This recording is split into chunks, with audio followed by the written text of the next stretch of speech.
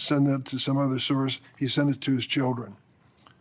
To lessen the regulation of an industry which generates a $1.4 billion windfall for the President of the United States and money for the person who was acting Attorney General is just plain wrong.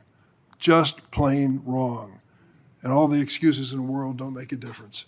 And I'll tell you, that one document that he signed, imagine, if you will, if you've ever heard of this, the president, his family, and his businesses, because of the document signed by Todd Blanche, because of that, have no liability for any tax crimes they ever committed before the date of that document.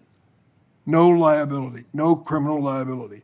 Every single one of us in this room has to obey the law. That's the basics in a democracy like ours. And when it comes to tax crimes, the same applies. Now there's an exception, of course, in the eyes of Todd Blanche.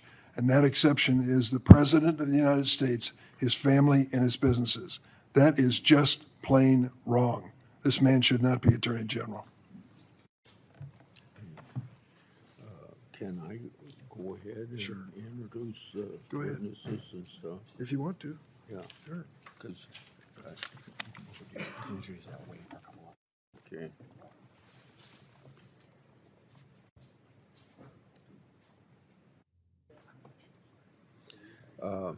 I'd like to enter into the record an article written by former Attorney General Bill Barr. His article urges the Senate to confirm Mr. Blanche. The article touts the successes of Mr. Blanche has already delivered while already leading the Department of Justice. It further stated, quote, Mr. Blanche has necessary qualities for the job. He is a skilled and accomplished lawyer with extensive experience in the department as a prosecutor and deputy attorney general. Throughout his career, he has shown the personal determination, discipline, and thick skin this position demands, end of quote. Without objection, it will be entered in the record.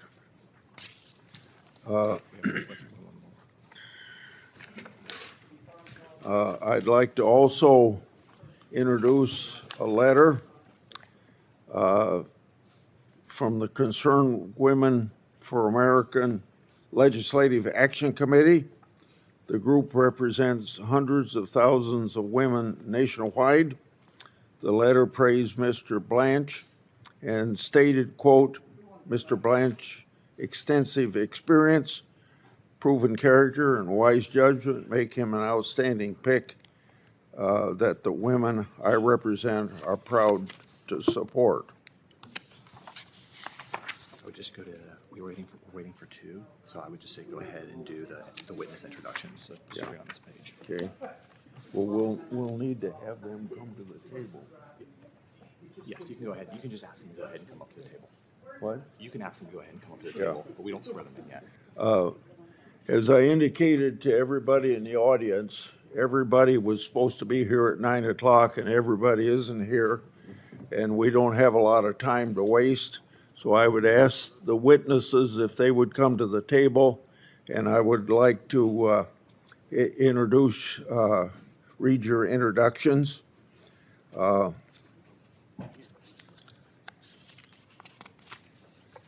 then swear them too. No, we'll do that after. We'll do that when we go to the hearing.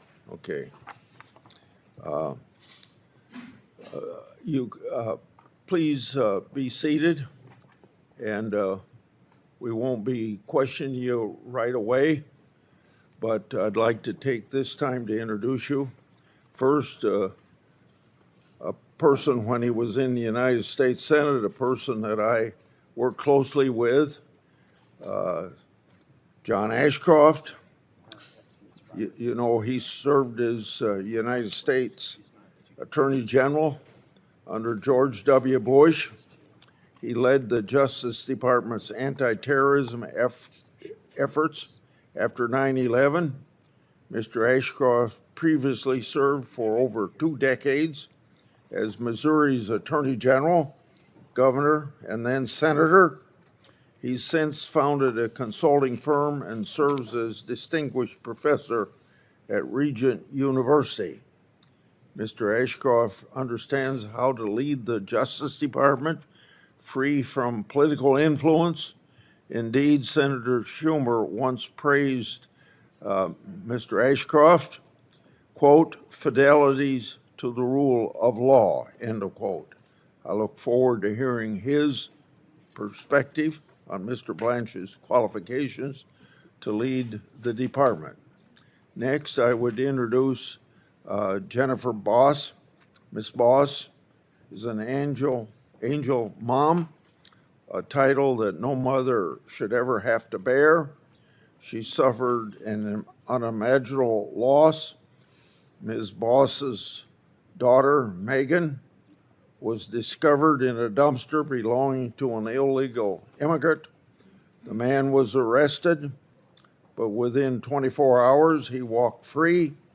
The sanctuary city and soft on crime policies of her home state failed to protect her daughter or deliver justice to the families. Ms. Boss had no recourse until President Trump learned of the case and ensured that the man was detained by ICE. Sadly, Ms.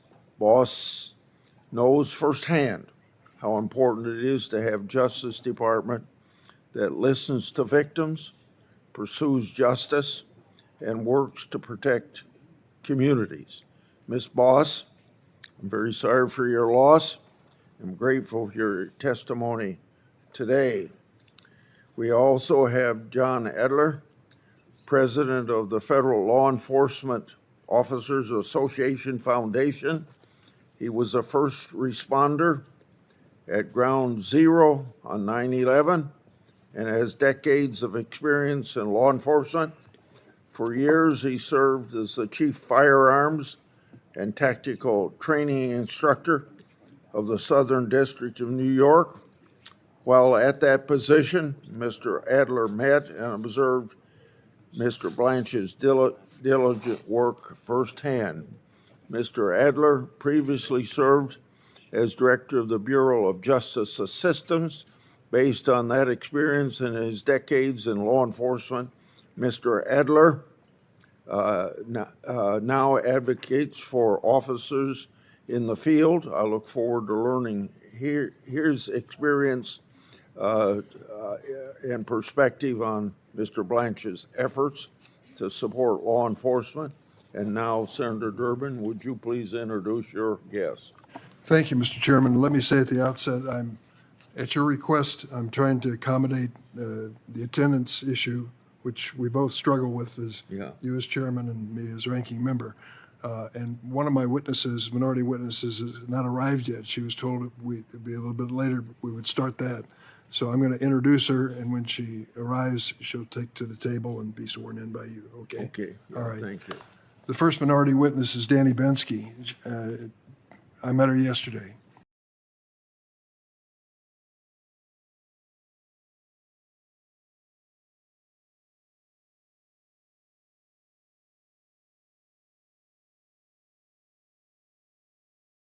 Ms. Bensky is a choreographer and dance educator. She's also a survivor of abuse by convicted sex trafficker Jeffrey Epstein, to whom she was trafficked when she was 17 years old. Ms. Bensky will tell us when she comes how, due to the carelessness of the Justice Department, graphic details of her abuse, as well as her identity, were released many times, despite her efforts to redact her information. She says that she, quote, won't stop fighting until the world is safer. I thank her for her courage, and I hope she arrives soon because of the change in plans. We've had some confusion. My second witness, the second minority witness, is Elizabeth Oyer. Thank you for being here. She was the Justice Department pardon attorney until March 2025. She oversaw the pardon office now run by the failed nominee and mega extremist Ed Martin. Prior to service in the Justice Department, Ms. Oyer was an assistant federal public defender in Maryland and a litigation partner at Mayor Brown. She's a graduate of Harvard Law School and the illustrious Georgetown University.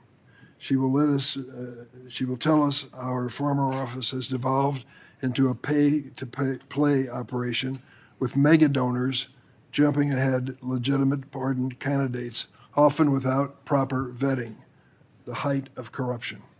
How do we know this? Ms. Oyer was fired by Mr. Blanche just days after he took office for refusing to restore gun ownership rights to one of the president's personal friends, convicted domestic abuser and actor Mel Gibson. I yield, Mr. Chairman. Yeah. Now back to the work of our committee. We have one more member to get here. In the meantime, I want to enter into the record 9 letters supporting Mr. Blanche's nomination from major law enforcement organizations. Combined, these organizations represent hundreds of thousands of law enforcement officers from around our country who work every day to uphold the rule of law. The letters all praise Mr. Blanche's qualifications to serve as Attorney General and his collaboration with law enforcement Americans to keep everybody safe. One letter states this, so I quote, "We believe Mr. Blanche's leadership will help ensure that the Department of Justice remains focused on public safety, the rule of law, and providing unwavering support for law enforcement professionals who risk their lives daily to protect our families and communities." End of quote. Without objection, these will be entered in the record. Then also I want to introduce into the record a letter supporting Mr. Blanche's nomination from 23 state attorneys general. The letter praises the Justice Department's success under Mr. Blanche's leadership in combating violent crime, enforcing our immigration laws, ending race-based discrimination, prosecuting criminal enterprises, and rooting out fraud against taxpayers. The letter goes on to state, quote, "At a time when Americans expect their government to protect communities from violent crime, narcotics trafficking, human trafficking, terrorism, and organized criminal activity, Todd Blanche has shown the ability to deliver real results.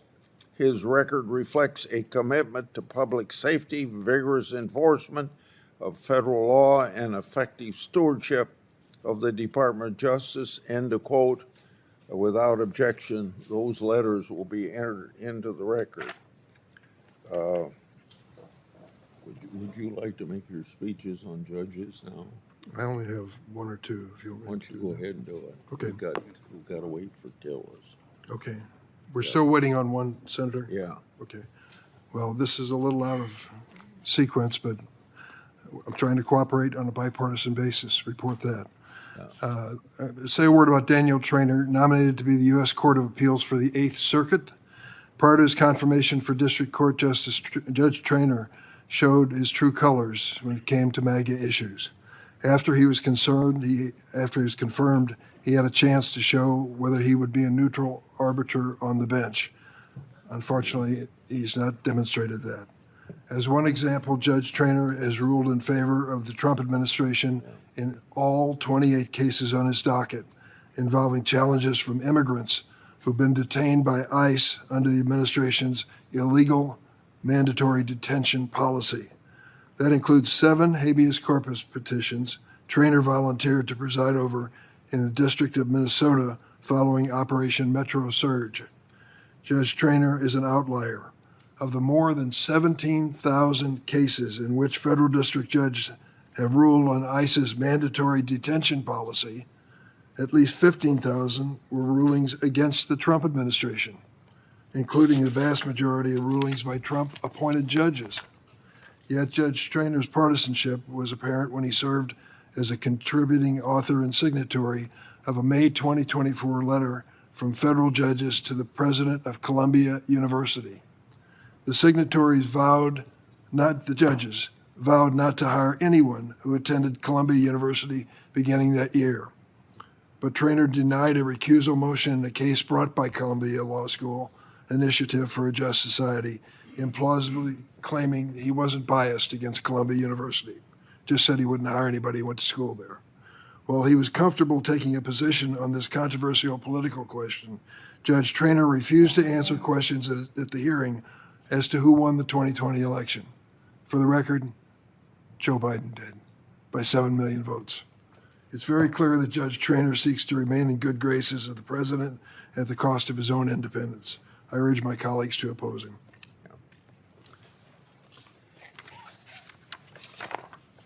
I'd like to introduce into the record a letter supporting Mr. Blanche's nomination. This letter is from the American Center for Law and Justice. The letter states, quote, Mr. Blanche has demonstrated the experience, judgment, leadership necessary to guide the Department of Justice at a time when the faithful administration of our laws is a paramount importance. His service as Deputy Attorney General and most recently Acting Attorney General, together with his distinguished career as both a federal prosecutor and defense attorney, has given him a broad understanding of the department's responsibility and the constitutional principles that must guide him in his work. Without objection, this will be entered in the record. Now we'll have 77 former Department of Justice official writing a letter in support of Blanche. So I'll enter this in the record, and I want to quote from this letter. Todd Blanche understands that the department's mission is to deliver justice, not to serve political interest and entrenched bureaucracies. He has shown the courage and institutional knowledge to restore the focus on public safety, law enforcement support, and the rule of law. His career path from paralegal to prosecutor to second highest position in the department gives him a perspective few others possess. He knows what works because he has lived it at every level. So without objection, the department, or the letter from 77 former DOJ officials will be inserted. We have a letter from the First Liberty Institute, the nation's largest legal organization dedicated solely to defending religious liberty. The letter states, quote, every attorney general faces difficult decisions that will inevitably generate disagreement. The proper question before the Senate is not whether members agree with every future judgment, but whether the nominee possesses the character, experience, legal ability, and commitment to constitutional government necessary to faithfully discharge the office. Mr. Blanche's career demonstrates those qualities. Without objection, that will be entered into the record. Do you want to ask if anybody in our dais wants to make any? Yeah. Is he here? He's coming, he's walking up. Okay. When tell us coming. Okay. We're still waiting on Tillis. He's walking up right now. Should Yeah. can we start? No, we have to wait. He said he's walking up, is what they just told us. Okay.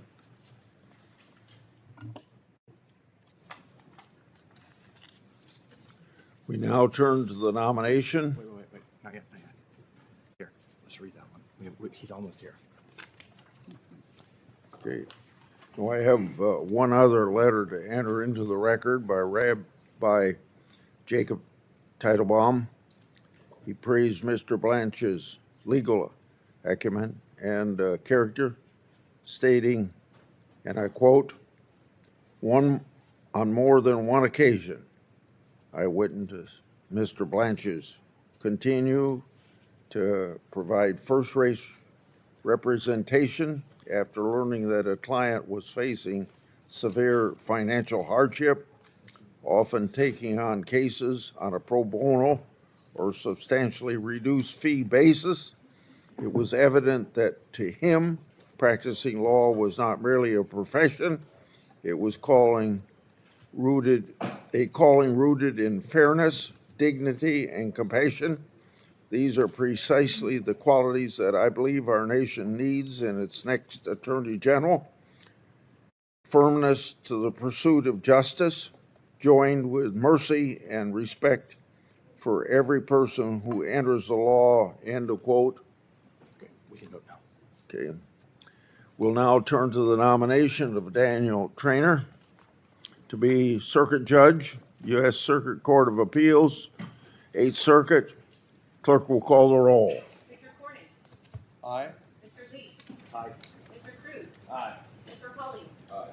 Mr. Tillis. Aye. Mr. Kennedy. Aye. Mrs. Blackburn. Aye. Mr. Schmidt. Aye. Mrs. Britt. Aye. Mrs. Moody. Aye. Mr. Durbin. No. Mr. Whitehouse. No. Ms. Klobuchar. No by proxy. Mr. Coons. No by proxy. Mr. Blumenthal. No by proxy. Ms. Hirono. No by proxy. Mr. Booker. No by proxy. Mr. Padilla. No by proxy. Mr. Welch. No by proxy. Mr. Schiff. No. Chairman Grassley. Aye. On this vote, the ayes are 11, the nays are 10. The nomination will be favorably reported.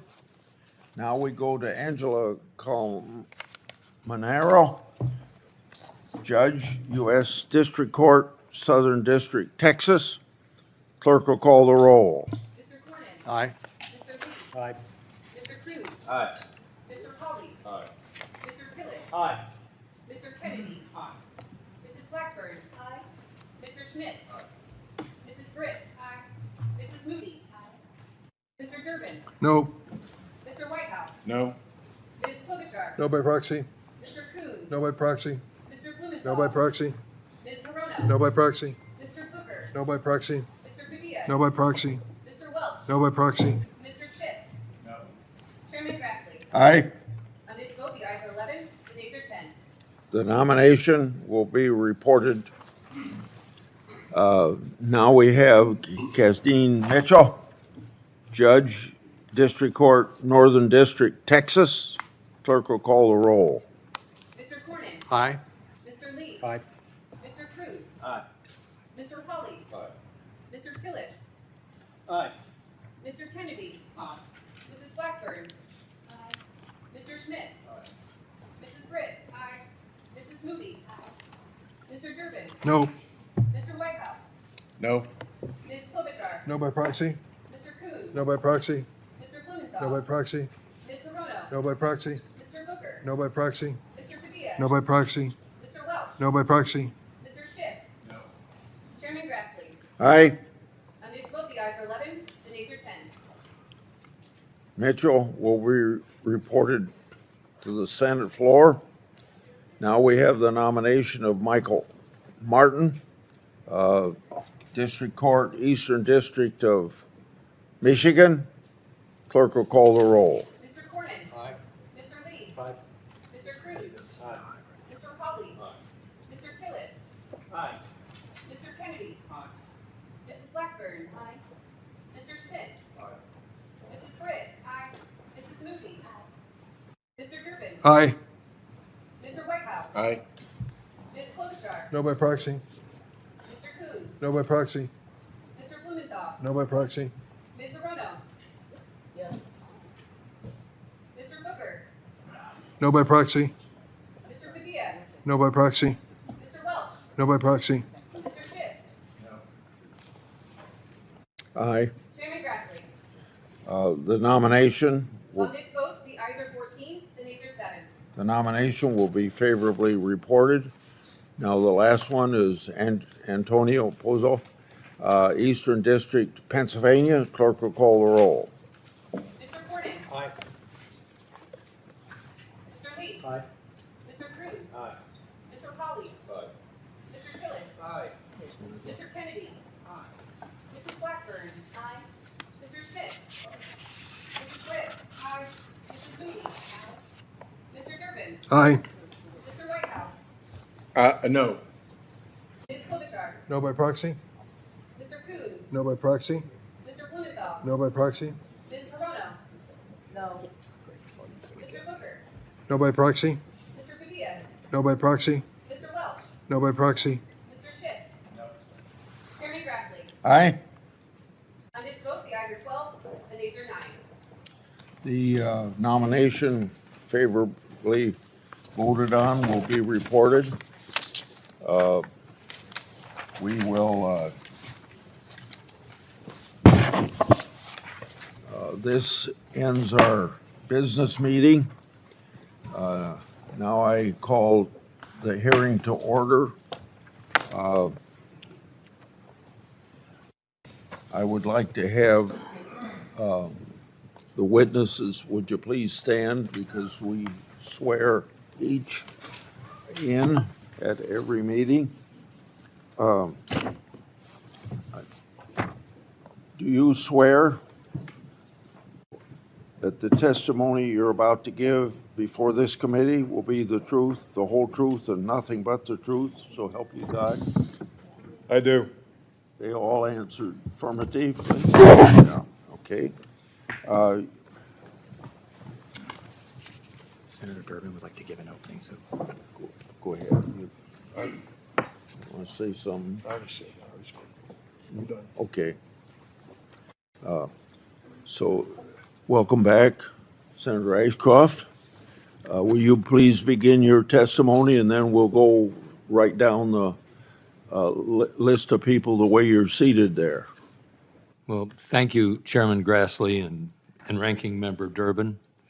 I'm grateful to you, and please allow me just a moment to extend my condolences to the committee, the friends and colleagues of Senator Lindsey Graham. He had a vivid history of bringing out the best in people he worked with on both sides of the aisle. And we enjoyed his friendship, and I take this moment to say my condolences and my sympathy also to Jennifer Boss, whose daughter was brutally murdered. Allow me to thank you for your serious consideration and attention to the constitutional responsibility of confirming high-ranking executive branch officials. It's an honor for me to participate with you today by my appearance. Testifying and sharing my profound support for the nomination of the Honorable Todd Blanche as Attorney General of the United States is something for which I am deeply grateful. Justice is best served in the United States through a commitment to uphold the Constitution and laws of this country. Integrity is an indispensable imperative for the rule of law. The rule of law is the best friend of constitutionally guarded liberty. For the highest quality administration of justice, law enforcement must never be diluted nor contaminated by personal bias or political preferences. Todd Blanche's record of upholding the Constitution and enforcing the law recommends him supremely to serve America as the 88th Attorney General of these United States. I know of no person of a higher commitment to integrity. He has spoken the unvarnished truth to those he works for and to those he works with. Todd's career stands as an outstanding record of public service. He is a consistently well-prepared, tough, but fair prosecutor, fundamentally focused on the Constitution. He understands that he has a profound responsibility in the Justice Department to seek justice, not merely to prosecute. 25 years ago, during my opportunity to serve as Attorney General, Todd worked as an individual in the Justice Department. And in his law school years, Todd worked with the Justice Department, and in that respect, upon graduation from law school, he clerked for several judges, two of whom are now serving on the respected nationally focused Second Circuit Court of Appeals. So he had an understanding of the law from both the prosecutorial side and the side of the bench.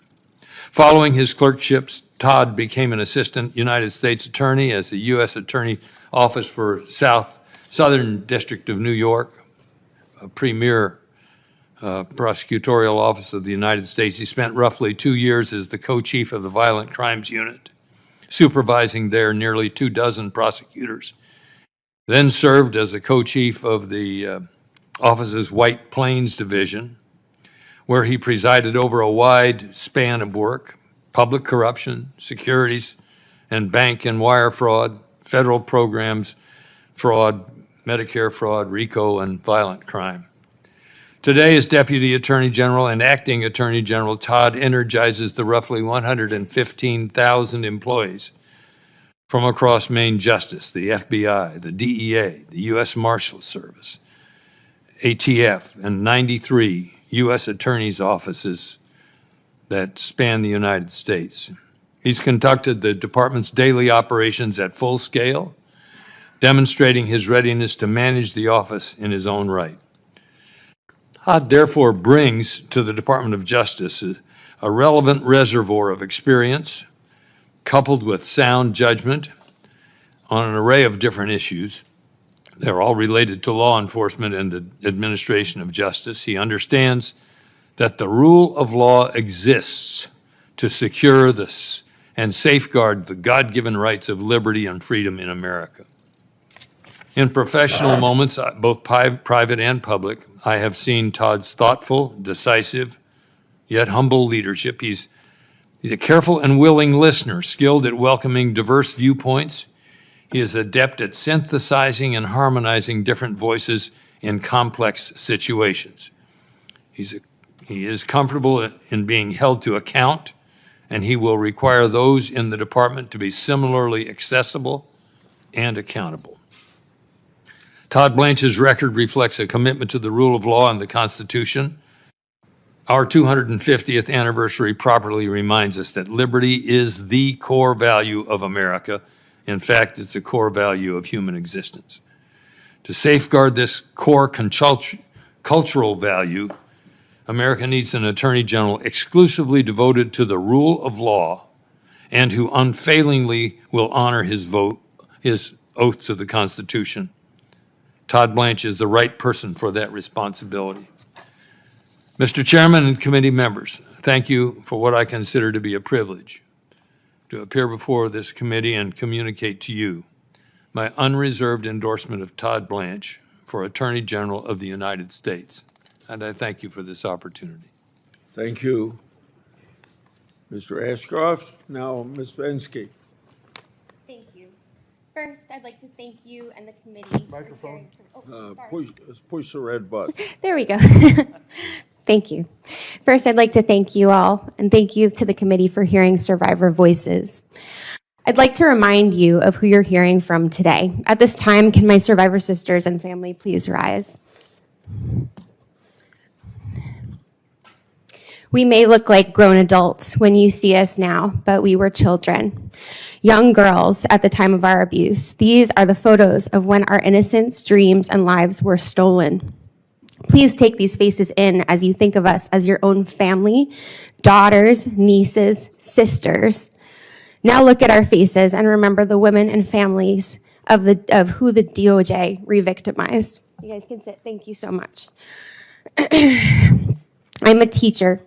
In my school, if a student released a nude photo depicting a peer's sexual assault and abuse, they would almost certainly face expulsion. And yet, this is what our Department of Justice did to crime victims. Today, Todd Blanche has been at the helm of the release of nude images of survivors, the outing of Jane Does, and the exposure of more than 100 victims identifying information and documents describing horrific acts of abuse, including my own. Instead of treating this release as its own violation and holding the man who led it accountable, you have a decision on whether you place him in the highest law enforcement position in this country. In December, before the document release, our attorneys submitted 350 victims' names to the Department of Justice as victims' names to be redacted prior to the release. In that first release, I found my name in 2 places. In that next release in January, my name appeared again, but this time the redactions were so far worse. The files displayed not only my name, but my phone number, my former addresses, where I worked, and other identifying information. When my name appeared in the 3rd file release, it became difficult to believe that this was not intentional. Despite my lawyer repeatedly contacting the DOJ, seeking protection, my information continued to be exposed. And it's not just my name, it's the identifying information. These documents contain disturbing yet incomplete accounts of my abuse. They were available not only for the entire world to see, but my child, my students, my friends, my employers, my colleagues, and my family. It was humiliating. Worse, my FBI 302 exposed a Jane Doe who had fought for decades to conceal her identity. It's been absolutely devastating. Outing survivors causes real and irrevocable harm. While coping with our emotional distress and psychological trauma, we also have lost our privacy and confidentiality, suffered reputational harm, lost jobs, and now fear for our personal safety. We are not activists. We are crime victims. For us, this has never been about politics. It has been about getting justice for the crimes committed against us.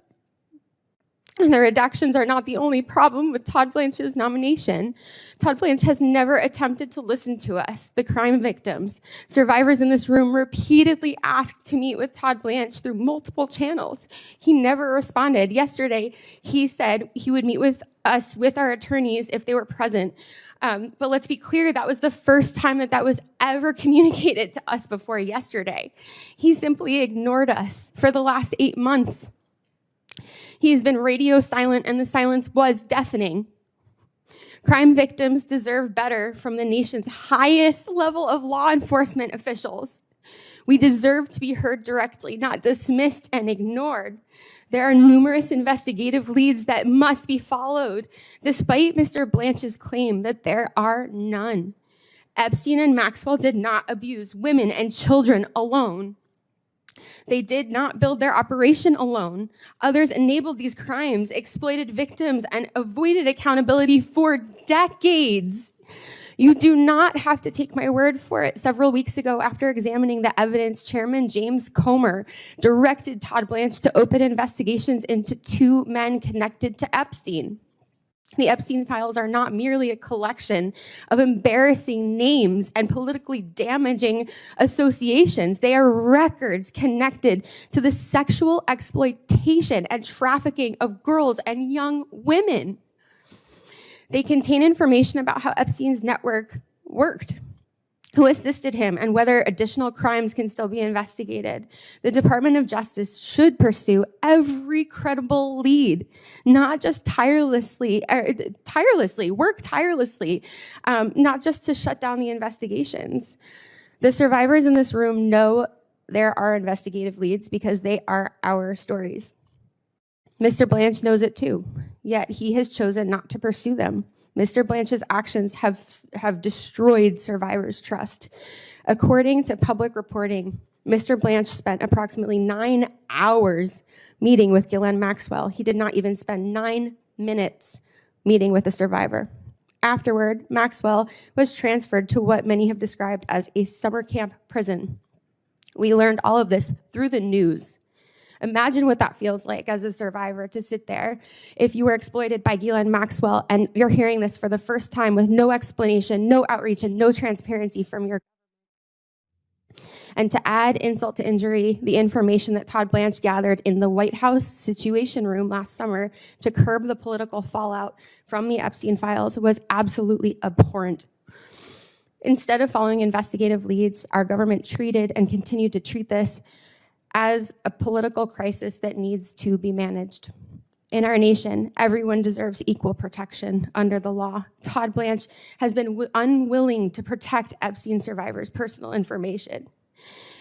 And he has been resistant to investigate the people who helped Epstein and Maxwell commit those crimes. We need an attorney general committed to ensuring that everyone who facilitated Epstein's crimes is held accountable. Please, I implore you, please think carefully and think about the girls in these photos. Thank you. Thank you, Ms. Bensky. Now, Ms. Boss.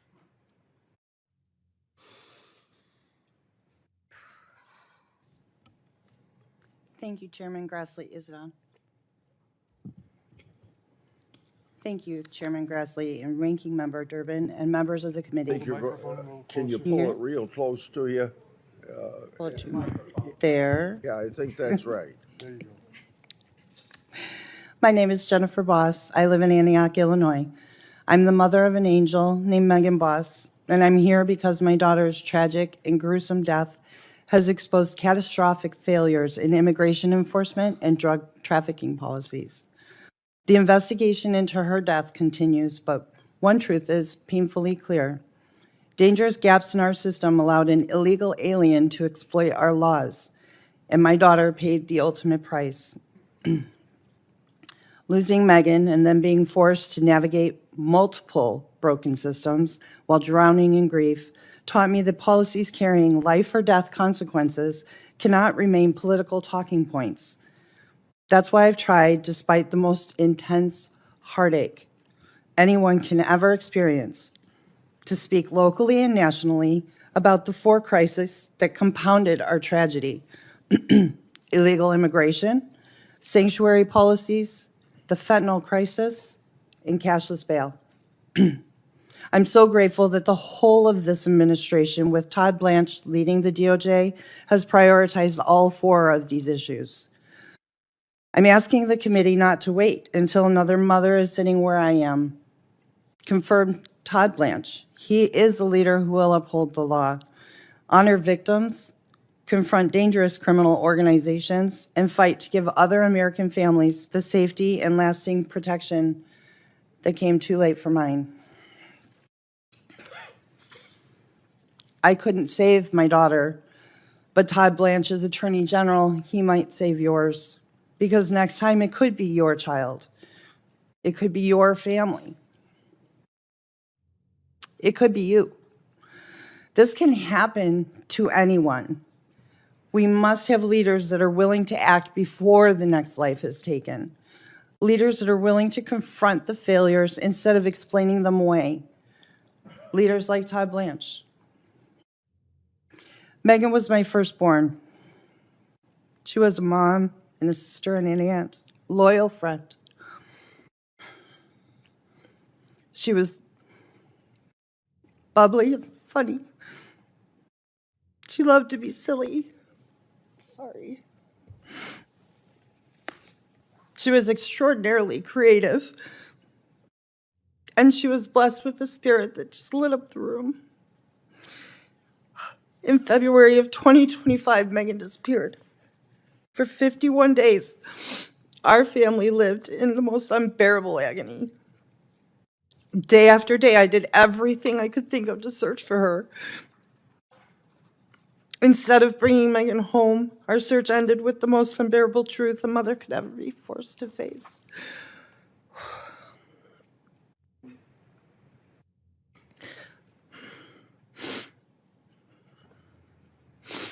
We learned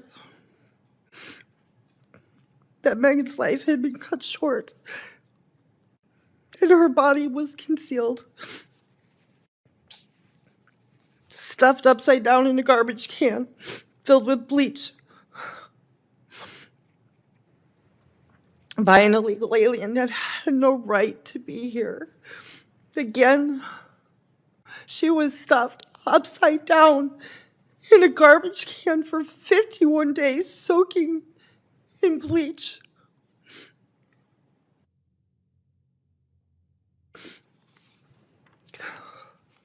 For 7 weeks, this man walked past that garbage can on his way to the bakery he worked at every day under a fake name. And during those weeks, I couldn't breathe or eat or sleep. We searched his neighborhood. We knocked on his door. We left Megan flyers with Megan's face on every surface we could find. And then I learned she was only a driveway distance away from us the whole time. Excuse me.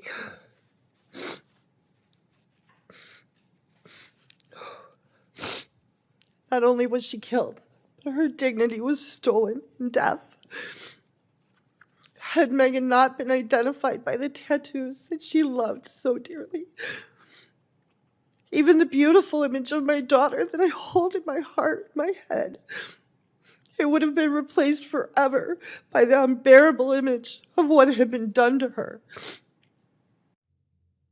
Megan's daughter, she was only 5 years old when this happened. Her life with Megan and her right to know and make memories with her mom, it was stolen. This is Megan's bracelet. It's a charm bracelet we started when she was 5. And it has every memory on it from growing up. Every milestone, every place that we visit, anything that was important to her. It's here. This is her story. And these are the stories that she should be telling her daughter. I have to hope I can remember them all. There's so many.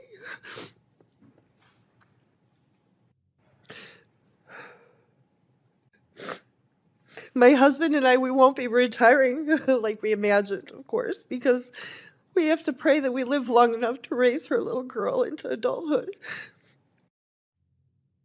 And this is because our laws that we already have aren't enforced. This is why victims don't care about partisan victories. We care whether the dangerous criminals and drug traffickers and cartels are stopped before another loved one is buried and another family's life is shattered. Right now, governors and local officials enact sanctuary protections, cashless bail policies, and identification laws that undermine federal enforcement and create dangerous public safety loopholes. A criminal that's released under a reckless local policy does not remain inside that city or state. He can cross into yours. Megan's perpetrator was released the day after he was arrested. Do you want him as your neighbor? Angel families have told me how they've been entirely abandoned and ignored by the government. Our children and our families were politically inconvenient. Some of these angel families have been asking for someone to listen to the stories and learn from what's happened to us for more than 25 years.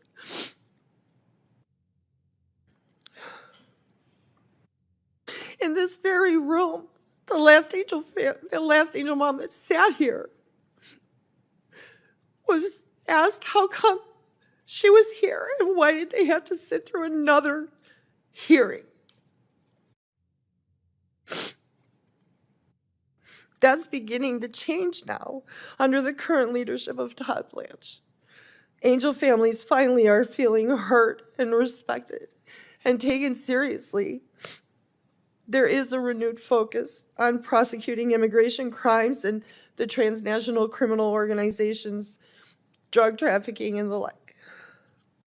So much work that's done by ICE and Homeland Security.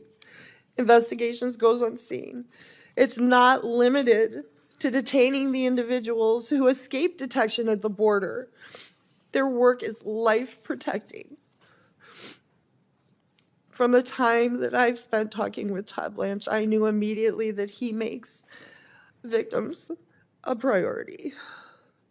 Under his direction, the DOJ has engaged directly with the angel families and treated us not like political props, but as partners in preventing future tragedies. And that's all that we've ever asked for. Justice can't bring our children home. Nothing can. So the justice that we're seeking now is the assurance that their deaths won't be ignored and they won't be in vain, and preventable tragedies from these laws not being enforced won't be repeated. I 100% believe Todd Blanche will be the one who can deliver that justice, saving lives of people who'll never know it. Thank you. Thank you. Thank you, Ms. Boss. Now, Ms. Hoyer. Good morning, Chairman Grassley, Ranking Member Durbin, and members of this committee. I am here as a public servant, a former Justice Department employee, and a concerned American who cares deeply about the future of our country. I had great hope that Todd Blanche would be an effective leader and a responsible steward of the Department of Justice, but he quickly proved me wrong. 2 days after Mr. Blanche was confirmed as Deputy Attorney General, he fired me from my position as the department's career pardon attorney. I declined to rubber stamp a political favor for a friend of the president, and it cost me my job. Mr. Blanche's office had asked me to recommend restoring the gun ownership rights of a convicted domestic abuser. I raised concerns about public safety, but Mr. Blanche's staff pressured me to go along anyway. I did not. Domestic violence is the leading type of homicide among women. When a domestic abuser is armed, his victim is 5 times more likely to be killed.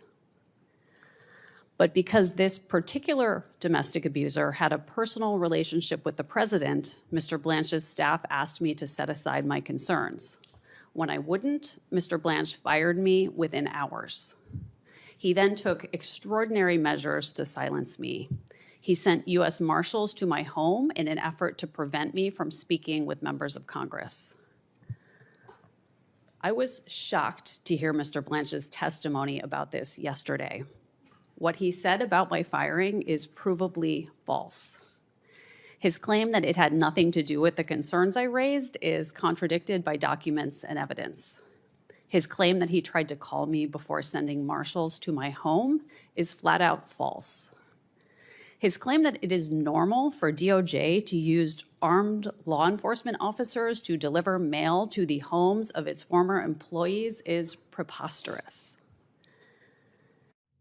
The casual lies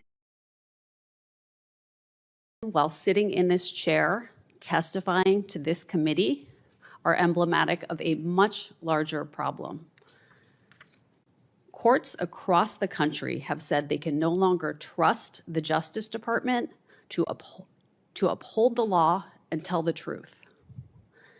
There are over 700 documented instances of DOJ violating judicial orders.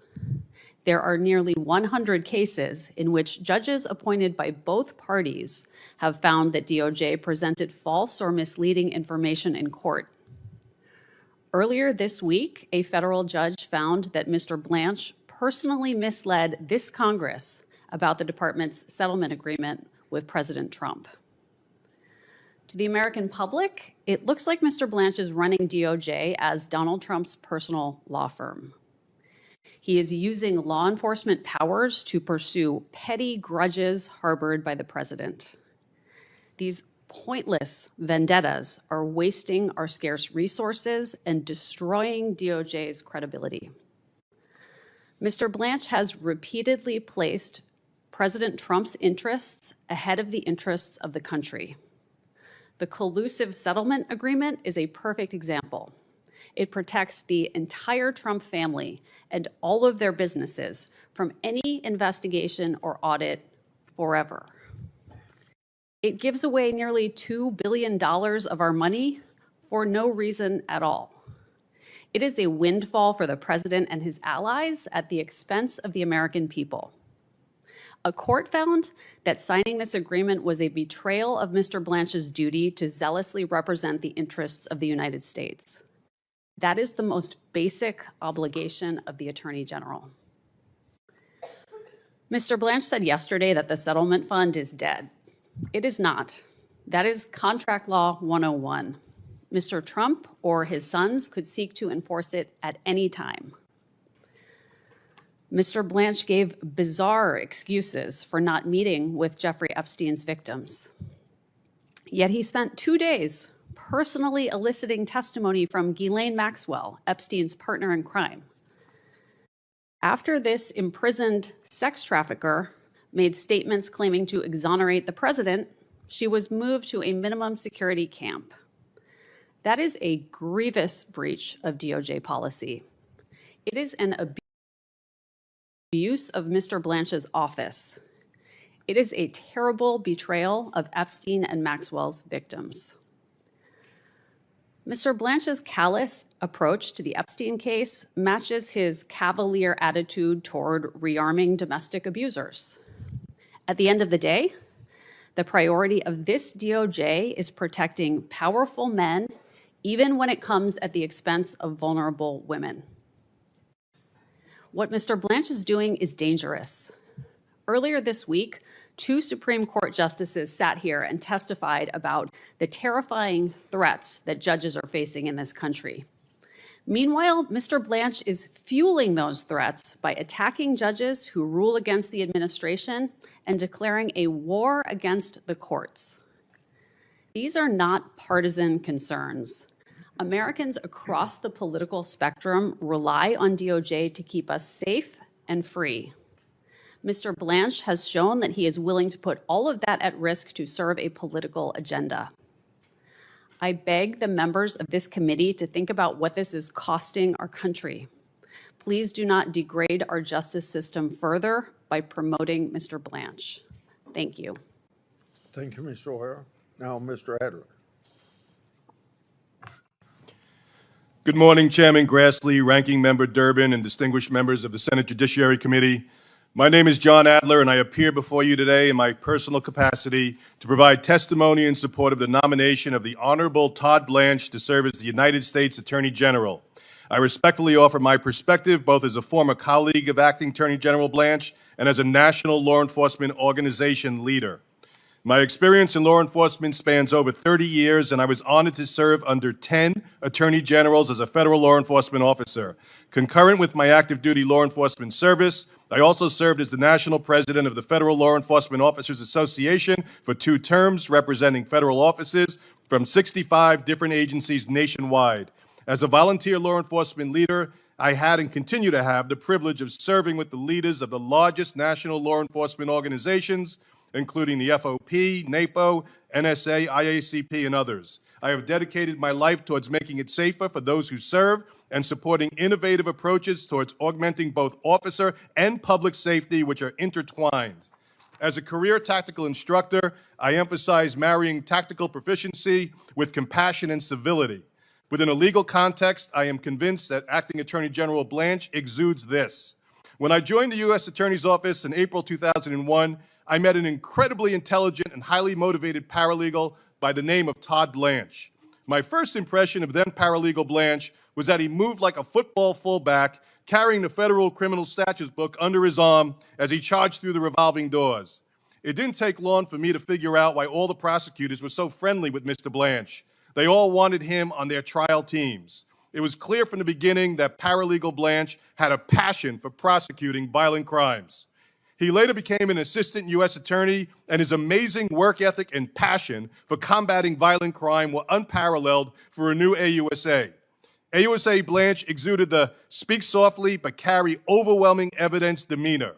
It was no surprise to anyone at the office that AUSA Blanche ultimately became the co-chief of the Violent Crimes Unit. It was clear that Unit Chief Blanche was fully committed to litigating violent crime cases in furtherance of public safety.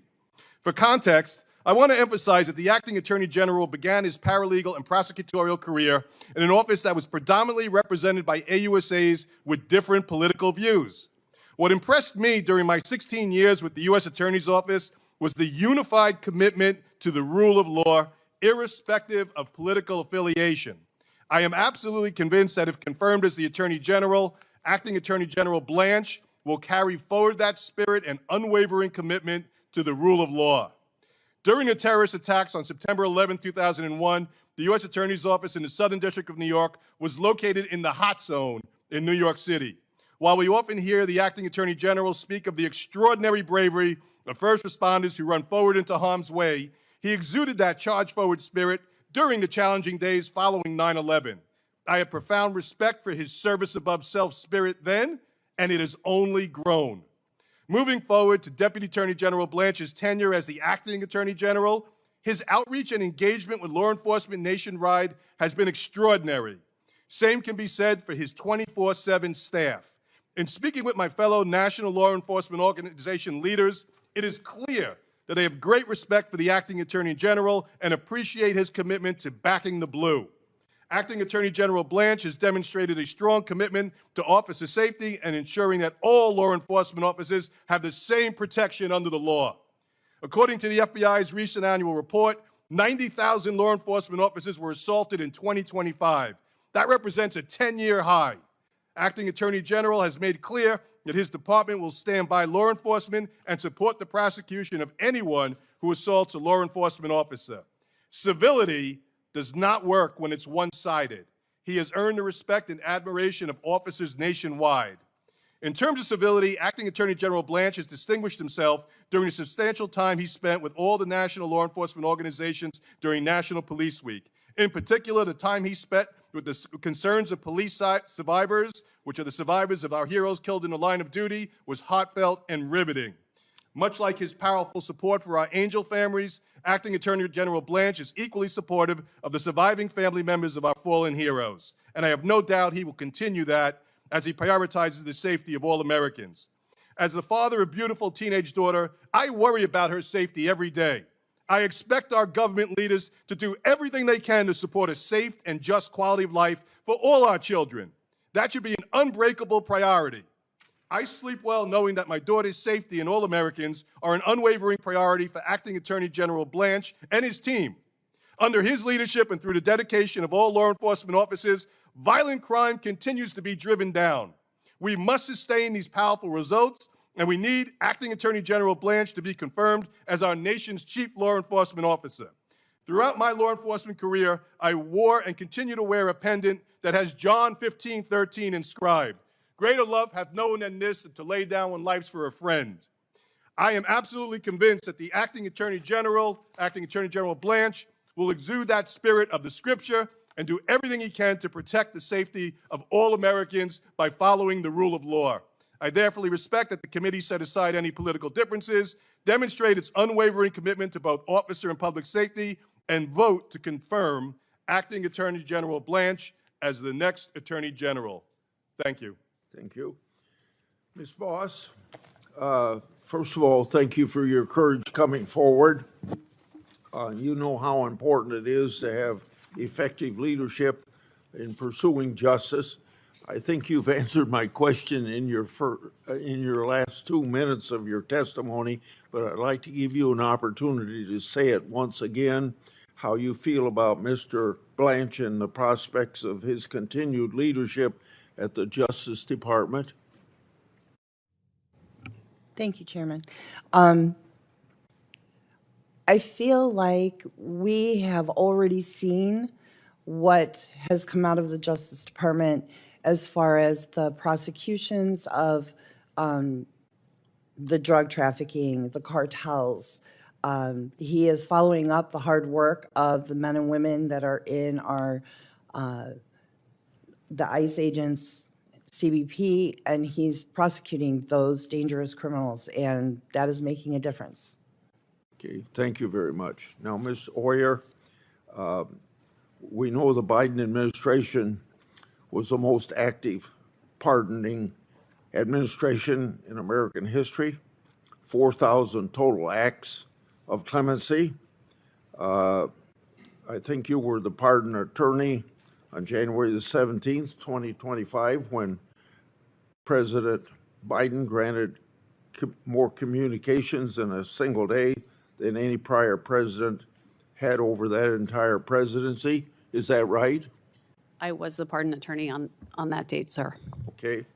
Were you also the pardon attorney on December 23rd, 2024, when President Biden commuted 37 of 40 inmates on federal death row? Yes, sir, I was. Thank you for that. So I want to bring up some of these commutations. Thomas Sanders, who killed 12-year-old girl Lexus Roberts.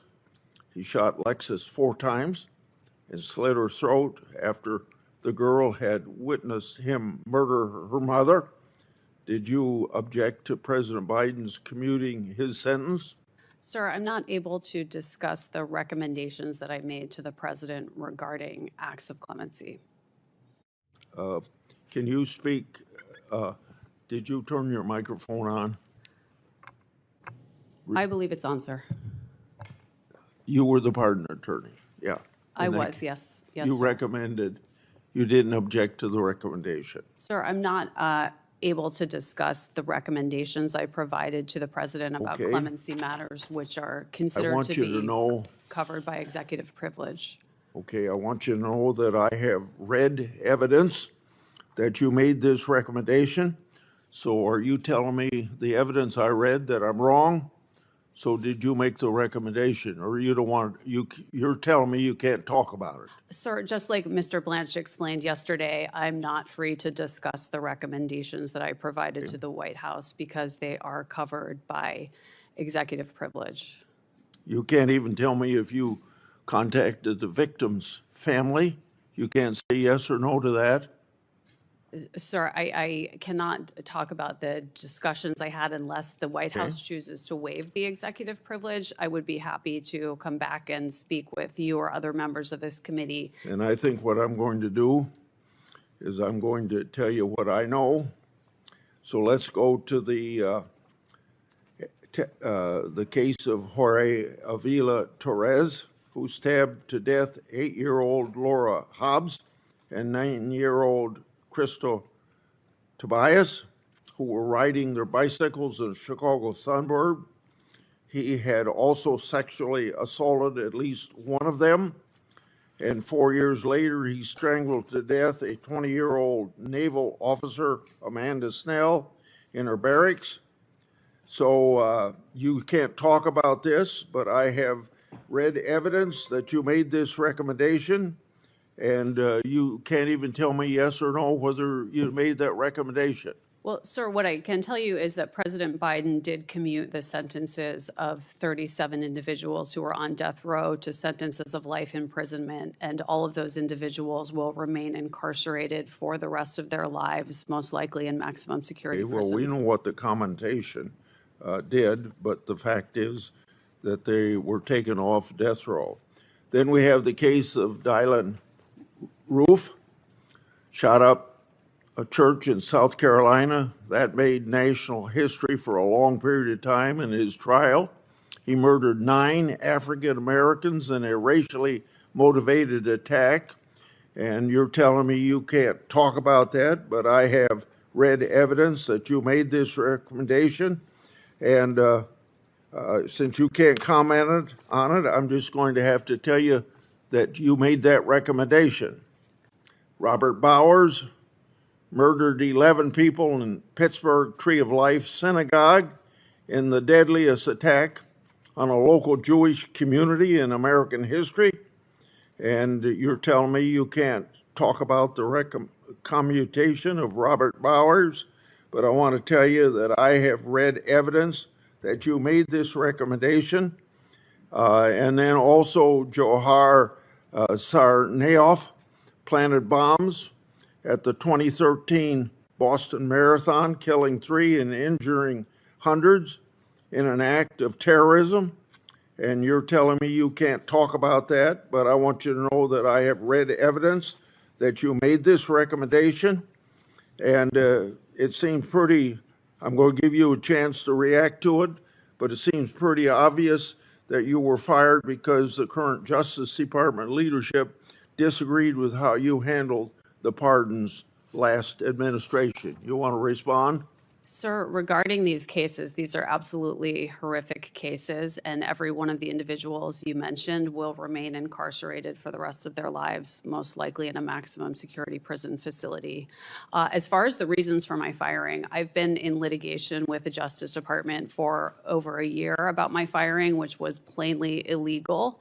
And Mr. Blanche's comments in this room yesterday are the first time I have ever heard the explanation that I was fired because of recommendations I made to the prior administration about how to accomplish their clemency objectives. Mr. Blanche's Justice Department submitted a pleading to the Merit Systems Protection Board that stated that the facts about my firing were not in dispute. The facts, as I have been saying for 1 year plus, are that I was fired within hours of declining to make a recommendation that I believed was very dangerous. And Mr. Blanche's statement yesterday that it was for another reason materialized out of thin air and has never been stated before. Okay. Mr. Ashcroft, you served this nation with distinction during your tenure as Attorney General. You know what it takes to do the job and to do it well. Based on Mr. Blanche's leadership of the Justice Department during this administration, do you believe he would serve as an effective and capable Attorney General? Well, I think the statistics and the history tells a story here. Thank you for the question. But Todd Blanche has a heritage and history of involvement in the Justice Department, pursuing the rule of law and enforcing the rule of law, and that extended from his time as an assistant in the office when I was Attorney General 25 years ago, to recent times when his aggressive approach in fighting crime has actually been a part of the effort that's driven down violent crime across the country, and particularly in cases where the department has been welcome to assist and work with local officials. In my home jurisdiction in Southwest Missouri, they had Operation Spring Cleanup, and a number of very important prosecutions were begun at that time, and I think it's a credit to him. I have no doubt that his commitment to maintaining the safety and security of Americans and their rights will be pursued in the pursuit of the rule of law and within the bounds of the Constitution of the United States, which is the framing that I think every American expects, that the Constitution and rule of law of the United States be followed and defended. Mr. Durbin. Senator Durbin. Thank you, Mr. Chairman. Ms. Boss, breaks my heart to hear the story of you and your loss of your daughter. And I just want to say my heart goes out to you and to your husband. Carrying on for her with your granddaughter is the greatest tribute you can give her, I'm sure. I'm sorry you went through this terrible tragedy. I'm glad you're here today to tell that story. Ms. Pinsky, it's hard to imagine that this government kept publishing your personal information. Did anyone notify them of this breach of privacy? Yeah, I mean, we notified them immediately back in the first document release, and even before the document release happened, after the Epstein Files Transparency Act passed. Like I said in my testimony, my lawyer teamed up with other lawyers and gave 350 names. And basically every batch that came forward, all the way through basically, I believe it was April, but in the January batch, I was exposed. So did this happen to any of the others who were present here? Oh, today? yes. I mean, all. I think almost all, yeah. Yes, there were hundreds of victims that were outed and Jane Doe's. And, you know, I do want to speak to just the damages for a moment. You know, we've been receiving threats. We've had loss of jobs. We've had loss of confidentiality and privacy. But there's another piece here, and it's that this idea of withholding information, we're trying to get justice. We have always been trying to seek justice. And we're seeing, if you just even look at New Mexico right now, that the New Mexico AG has attempted 5 times to get the files from Todd Blanche and from this DOJ, and it's obstruction. They are obstructing. So For us, yes, of course, there are so many damages. There are so many things that we are mourning the loss of, including a lot of our innocence and who we were as these young girls. But to still see it be obstructed after 30 years, and this is 5 administrations. We're not saying that this is just this administration. We've been at this fight for 30 years. So we just really hope that, there's a huge impact as far as just releasing information and making sure that it's followed up on. I can't understand how this Attorney General can find 48 hours to visit with Ghislaine Maxwell, Yeah, who has been prosecuted for sex trafficking, yeah. and can't find 30 minutes to meet with the survivors of that sexual predatory Yeah. conduct. It's certainly not for lack of trying. We have tried in every way we know how to try.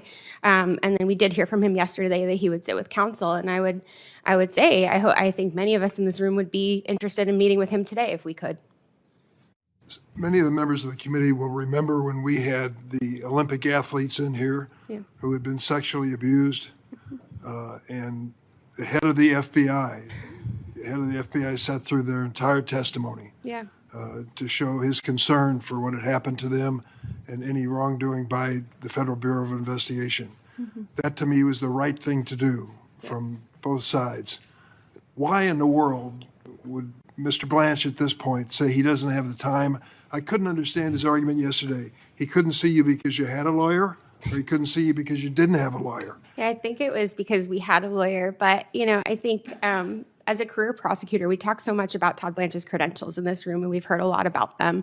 And that's great. But I think as a career prosecutor, he should be salivating by this case, right? This case is, it's gold for somebody that wants to prosecute. There are 6 million files. There are thousands of victims. And yet all we've seen is one perpetrator that died in prison. The other perpetrator is now in a minimum security penitentiary. And Todd Blanche believes that there are 0 investigations when he's already been told by members of the House that that is inaccurate. I'll just tell you point blank, I don't think his name should be called on the floor of the United States Senate until he meets with you. Yeah, I agree. It's not too much to ask. Set aside 2 hours, 4 hours, whatever it takes, so that there is clearly an effort by this government to get all the information. Yes. And make a judgment as to what to do with it. But to shun you and to snub you at this point, there's something else going on here. There's got to be, someone told me once in politics, there's always a good reason, and then there's always a real reason. What is the real reason why Todd Blanche does not want to meet with the survivors of Jeffrey Epstein? It appears from the outside reputational harm. And that is what I think is at the core of this, that he prioritizes the reputation of the administration over survivors of sexual abuse and of crime survivors in this country. Well, I hope the message goes out to all senators on both sides of the table. And I do want to say, to that end, we've been saying that we're not political. I've asked everyone, we've met with a lot of your offices on both sides, and every single conversation, Mr. Hawley, we had a great conversation with your office, right? It was amazing. And I feel so much hope leaving those spaces, actually. And when we had those conversations, it just felt like you see us as human beings. You don't see us like, we have survivors on both sides of the aisle. We are not here to be political. These are just our stories. Like 17-year-old me, I promise you, not political. But so when we have these very real interactions in your offices, we hope that you can put politics aside. It was something so beautiful that we saw during the Epstein Files Transparency Act. There was a moment where Marjorie Taylor Greene went and sat right next to Melanie Stansbury, and that is a moment that will live in my memory forever because they crossed party lines for something that was really important. So I hope that you can all do that. Thank you, Mr. Chairman. Senator Hawley. Thank you, Mr. Chairman. Just on that note, Ms. Please, Binsky, yeah. and for everybody who's here, all of the victims, thank you for being here. Thank you for standing up and telling your stories. Ms. Boss, thank you for being here and for telling us about your daughter. I'm sorry for what all of you have been through. So I want to say thank you and honor your voices and honor what you're doing. Ms. Oyer, if I could just turn to you. You were President Biden's pardon attorney, is that correct? I was the Justice Department's pardon attorney. You made clemency recommendations to the White House whether or not to pardon inmates, is that correct? My job was to make clemency recommendations. And in that capacity, you recommended that the President of the United States, Joe Biden, grant clemency to all 40 federal death row inmates, all of them, clear them out, correct? Sir, as I told Chairman Grassley, I'm not free to discuss the recommendations. Well, that's what your that I memo made, says. President. I mean, we have your memo. Your memo of November 4th, 2024 says, and I quote, disparity and undue severity of sentence, which are present in many, if not all of these cases, have been recognized as grounds for clemency. And you went on to recommend in that memo and a series of other memos that are now recorded and public record that the President of the United States grant clemency to murderers, rapists, and the most horrible offenders, all of them, clear death row completely out. I'm amazed you've been called here today. I'm absolutely amazed by it. But let's just talk about the people who you recommended. You talk about honoring victims. The people who you recommended get clemency and live at the expense and sufferance of taxpayers for the rest of their lives. Let's start with Dylan Roof. Dylan was a neo-Nazi who murdered 9 African-American worshipers at a Bible study in Charleston, South Carolina, 2015. Do you remember this case? I do remember it very well. I would hope you did. Here's his victims. You want to look at them? There they are. 9 of them at a Bible study in a church, killed in cold blood. The DOJ knew from day one that he had decided, I'm going to quote from the prosecutors, decided to attack African Americans because of their race. He further decided to attack African American worshipers in a black church in order to make his attack more notorious. More notorious. And yet you recommended that he be granted clemency, live at the expense of taxpayers for the rest of his life, substitute your judgment for that of the American judicial system. Do you stand by that recommendation today? Sir, I'm not going to comment on the recommendations that I made, but I can tell you that Mr. Roof is going to die in prison as... He's going to live in prison for a very long time because of you, because of your recommendations. And here's what you said in your memo of October 30th, 2024. You said that actually Roof is not a compelling candidate for clemency, but you recommended it anyway. Why? Because he suffered from anxiety, you said. Right? He suffered from anxiety. Did it ever occur to you that maybe the family of his victims might suffer a little bit of anxiety because he marched into their church and murdered them in cold blood because he was an incredible racist and he wanted to get on TV? Sir, Do you regret it? I'm not going to comment on the Do recommendations you regret it? that I made to the president. Let's talk about Robert Bowers, a man who regularly spewed such vile hatred of Jews. It's unlike anything I've ever seen. He barged into a Pittsburgh synagogue in 2018 and he shot everybody he could find, killing 11 innocent people who were there to worship. A federal jury in Pittsburgh unanimously recommended the death sentence after finding him guilty on 63 counts. Here they are. They're his victims. Take a good look. You recommended clemency for this person who went in and killed these people just because they're Jews. The other guy killed people just because they're black. This guy killed people just because they're Jews. A jury recommended that he be sentenced to death, and you substituted your judgment for theirs, and now he's going to live. Are you proud of that? Sir, what I am proud of is the fact that I took my job as pardon attorney extremely seriously. Apparently not seriously enough. You certainly didn't take the victims seriously. Then there's Jorge Avila Torres, who wasn't just a murderer. He was a serial killer and a rapist. Sir, you're Here not- is who he assaulted and killed. He sexually assaulted and killed 8-year-old Laura Hobbs and 9-year-old Crystal Tobias in a Chicago suburb in 2005. And then 4 years after that, he committed another murder. He slaughtered a fellow service member, Navy Petty Officer Amanda Snell, in 2009 while she was in her barracks. That's what he did.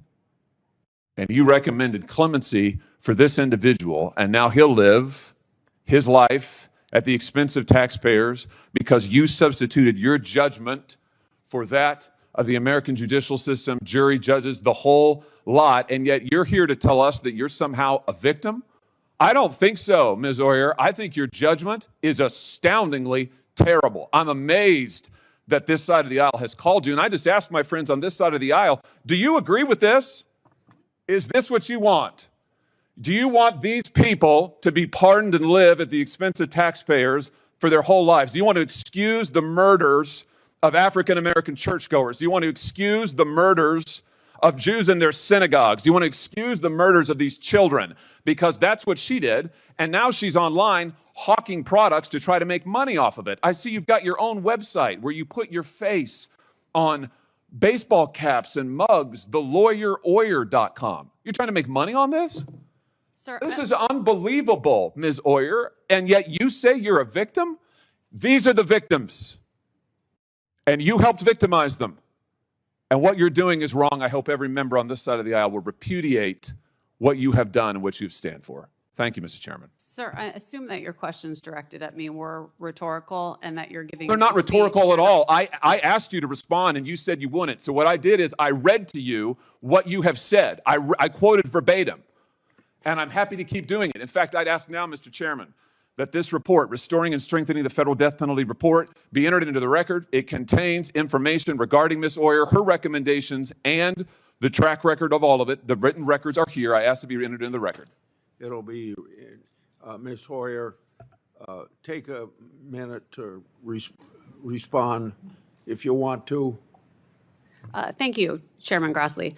I, under President Biden, just like under President Trump, had a job to do, which was to make recommendations to the president about how to best accomplish their clemency objectives. I put the utmost effort into doing that in a way that was consistent with the interests of the justice system and all of its stakeholders, which includes crime victims, as well as defendants, as well as family members, as well as judges, as well as prosecutors, all criminal justice system stakeholders. The process that I presided over was one that was beyond reproach. What's happening now with clemency is an absolute disgrace, and I'm sorry that I can't answer the questions about the specific recommendations in this public setting, but I would be glad to meet with any members of this committee who have concerns privately to discuss to the extent I can what your Privately, concerns why don't you are. meet with the victims' families? Here's the disgrace. Senator Whitehouse. Thank you, Chairman. Mr. Ashcroft, welcome back to the Senate. You knew Jim Comey? Pardon me. Yes, indeed, I did. You trusted him? He was the Deputy Attorney General as well as the U.S. Attorney for the Southern District of New York. You trusted him with the top job in your department? I asked him to help administer justice at the Department of Justice. Yeah. You respected him? Yes, I did. Do you have, can you vouch for this department's prosecution of him for lying to Congress or for the process that was performed? I'm not in a position, I don't know all the facts. I'm not in a position to comment on pending investigations or prosecutions. Can you vouch for this department's prosecution of him for posting a picture of the numbers 8647 or the process that led to that? My response would certainly have to be the same as it is for any prosecution. I'm not a part of the department now. I'm not fully informed of its factual basis or for the considerations it's made in bringing prosecutions. What are your views today of Mr. Comey's character and merits? I'm not going to start to discuss the character and merits of individuals, especially those who are standing in a position of responding to charges from the Justice Department. I can respond to what I believed during the time I served as Attorney General and when he served with me, and his service to me and I believe to the United States at that time was commendable and honorable. What is OPR in the Department of Justice? I believe it's Office of Professional Responsibility. Yeah, and what is its role? Its role is to encourage individuals in the department to act in compliance with and in conformity with the rules of ethics and responsibility. And did you respect the role of the Office of Professional Responsibility when you were Attorney General? I certainly did. I hope that they would advise me properly to keep me out of trouble. If the Office of Professional Responsibility were functionally disabled by an administration in the Department of Justice, what message would that send to the line prosecutors? I'm not in a position to comment on a hypothetical of disabling. And when you say functionally disabled, I think that requires an assumption of what does functionally disabled mean. I personally,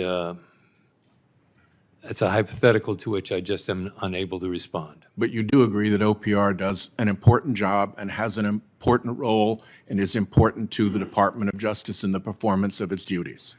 I certainly respected the department's operation, including OPR, at the time of my opportunity to serve as Attorney General of the United States. While you were Attorney General, were there procedures that took place when judicial findings of prosecutorial misconduct or dishonesty occurred? I have to say, I don't remember charges of prosecutorial misconduct and that I dealt with. Yeah, they were pretty scarce until now.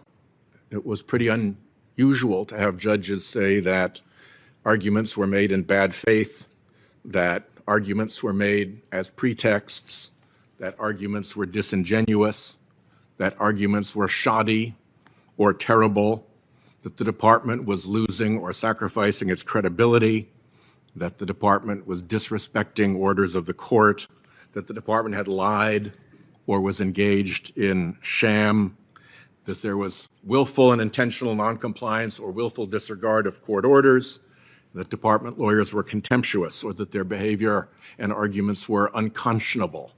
To me, those are red flag words. I was a United States attorney, and if my federal court had used those words about my line attorneys, there would have been some follow-up. And I expect that in your department, if those kind of words were used, there'd at least be some preliminary follow-up, and if it were serious, there might actually be a review by the Office of Professional Responsibility. Does that sound like what likely would have happened during your day? I was only admonished at one time that I remember by a court for having commented on evidence. I thought it was pretty good evidence. I think I just said pretty good evidence. And yeah, I didn't mean you. I meant your line prosecutors. At that time, I decided that I needed to be more careful about my remarks. Yeah. No, my question. My remarks were safeguarded and carefully made. Yeah. And frankly, I might add more carefully made than the remarks of some of the judicial officers who have been, who while very concerned about the Justice Department, seem to be willing to themselves engage in political considerations, which I didn't think were appropriate for the judiciary. So maybe there's a problem that's broader than we would otherwise recognize. Well, you've changed the topic a little bit to your own comments and the response to that, which is fine. I appreciate that you've said that. But my question had to do with when criticisms like that are leveled against department lawyers, there is ordinarily some kind of a process or review that takes place. They're not just brushed off. That is correct, is it not? Yeah, it's certainly the reason that the Office of Professional Responsibility exists to safeguard against things that are not responsibly done or undertaken in a way that discredits the department. Public confidence in the department is very important. Indeed. And the rule of law, guided by the Constitution, is at the foundation of our safeguarding liberties. And I take that seriously. I believe that with all my heart when I served, and I believe it today. Thank you, sir. Senator Schmidt. Thank you, Mr. Chairman. First and most importantly, I want to thank all the victims who are here for your courage to come forward. This is not easy to do, to relive everything. So thank you for being here and telling your stories. Ms. Oyer, I want to turn to you. You were Biden's pardon attorney, and I want to make sure I'm clear. Your testimony here today is that you were fired because you wouldn't recommend restoring Mel Gibson's gun rights. Is that right? I was fired just hours after I declined to make that Okay. You can't think of another reason why you might have been fired? That's the only explanation that I am aware of. The Justice Department actually put in a pleading that was submitted in my appeal of my firing, the fact that the facts of my firing Okay. are not in dispute. On November, and you talked about, you're concerned about public safety. On November 4th, 2024, you authored a 73-page memorandum recommending the commutation of all 40 federal death sentences. Isn't that correct? Well, as I've told two Yeah, I members know, of the I know. committee now. But don't play the game with me, because it's not. They've waived executive privilege. I have the report right here. It's dated April 24th, 2026. It's actually, your memo is quoted in here. It's public knowledge. And the idea that you would come here, you know that already. You would come here and disparage somebody else and not be willing to answer questions about how you commuted the sentences of murderers is ridiculous. I can't believe that you're here to do that. I don't have the authority to commute Do you anyone's deny sentence. it? Do you deny that you authored the memo? I'm not sure which memo you're referring to. I'm referring to the November 4th, 2024 73-page memo. Do you deny authoring it? I can't say without having It's the memo ridiculous. in front I honestly, I can't believe you It's did. something I You did, and everybody in America and in the world can pull it up. So it's a ridiculous. like a Do you document. That also? looks like a document that has DOJ's logo on the cover. Yeah, and it quotes your letter. It quotes your letter. I don't know. You're what losing letter you're- credibility. You should just admit it.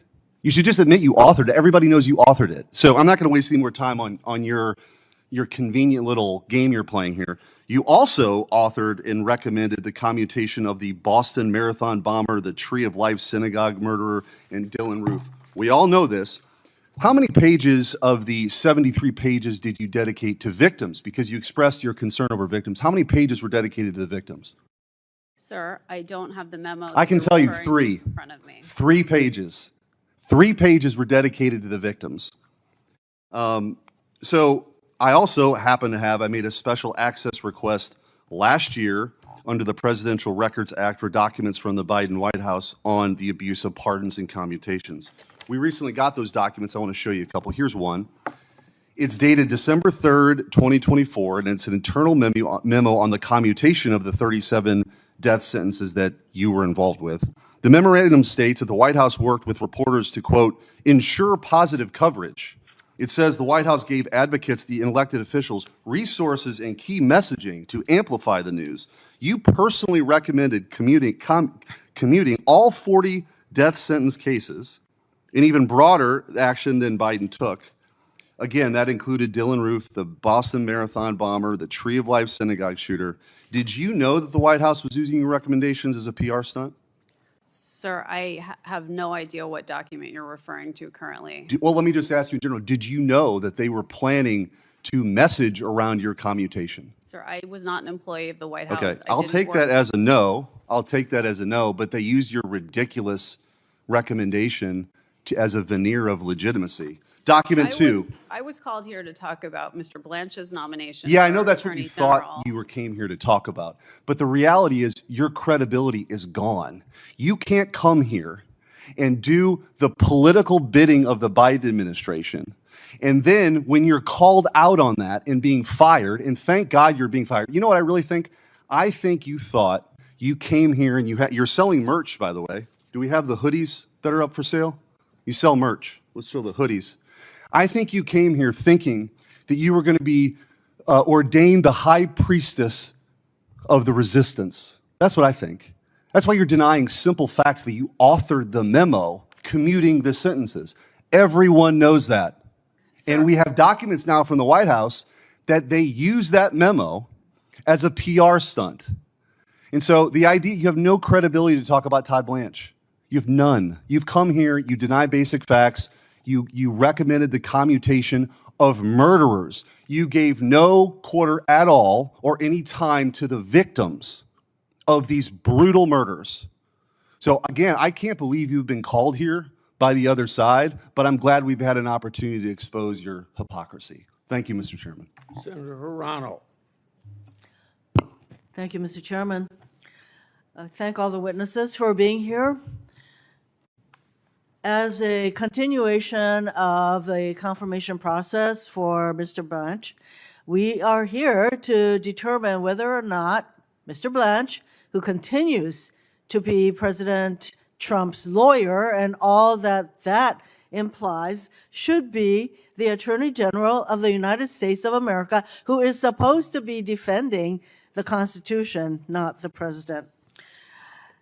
Ms. Bensky, thank you so much for being here and for all of the other Epstein victims. Mr. Blanche was asked whether he would meet with you, and because we knew that he had refused basically to meet with the victims of the Epstein crimes. And he offered apparently yesterday, and he made some excuses about it not being appropriate for him to meet with the victims directly. Why, I do not know. Understand, yeah. But he offered up a staff person, and I understand that a staff person from his office contacted you, you and others, and offered to meet with your counsel.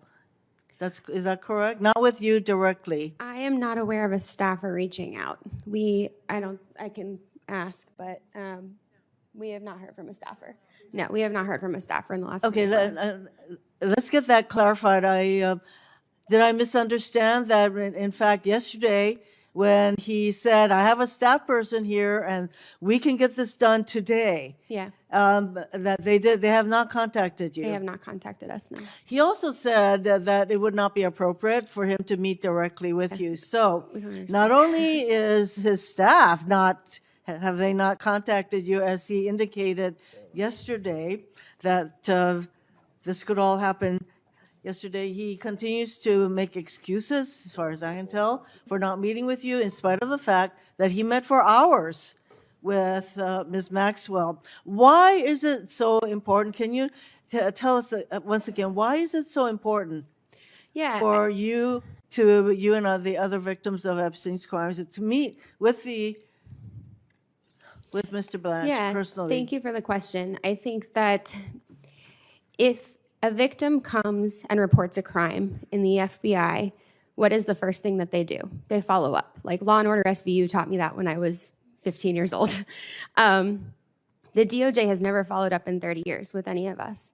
There is a lot in the files right now that you should be investigating and looking into. And to my knowledge, I mean, they can answer this too, but we have never been approached by anybody on the prosecutorial side of things. So I do think like sitting down, telling our stories and explaining like the people that were in the room, right? We were witnesses of crimes. We had crimes committed to us directly. We do have a lot of information, and you would think that somebody would take that lead that's already in, like we already went to the FBI because that we wouldn't have 302s if we hadn't have gone to the FBI. It's already there, right? So the following up of those 302s, and then once it's supposed to be handled by the Department of Justice, why aren't we hearing from prosecutors? This case was never handled correctly from the beginning. And he also made some excuses as to why personal information was not redacted in exposing many of you, including you. And I think something that stood out yesterday was that he had said that immediately when things were misredacted, that they were taken down and they fixed them, and within 24 hours they were put back up. That is entirely not true. There are still things that need to be redacted, and there's still survivor information in there even today, from my awareness. My information just came down in April, and that was after begging. Would you say that Mr. Blanche exhibits a rather dismissive attitude toward all of you and the Epstein crimes? 1,000%, yes. Thank you. Ms. Oyer, Trump's DOJ under Todd Blanche leadership has purged career prosecutors for personal reasons for refusing to prioritize President Trump's interests over their constitutional oath. Todd Blanche has fired more than 1,200 former career DOJ employees who worked for both Republican and Democratic administrations. This doesn't even include all of the DOJ attorneys who resigned because they didn't want to be part of the kind of DOJ that Todd Blanche is creating, which is basically not a Department of Justice, but a Department of Retribution and Corruption, in my view. Ms. Oyer, what risks does this pose to our country for the kind of DOJ that Todd Blanche is running? Senator, one of DOJ's greatest strengths historically has been its non-political career workforce of experts, people who are experts in their subject matter. That is crucial to keeping all of us safe. We need people who have specialization in things like national security, prosecuting child exploitation, all manner of sophisticated crimes involving cryptocurrency.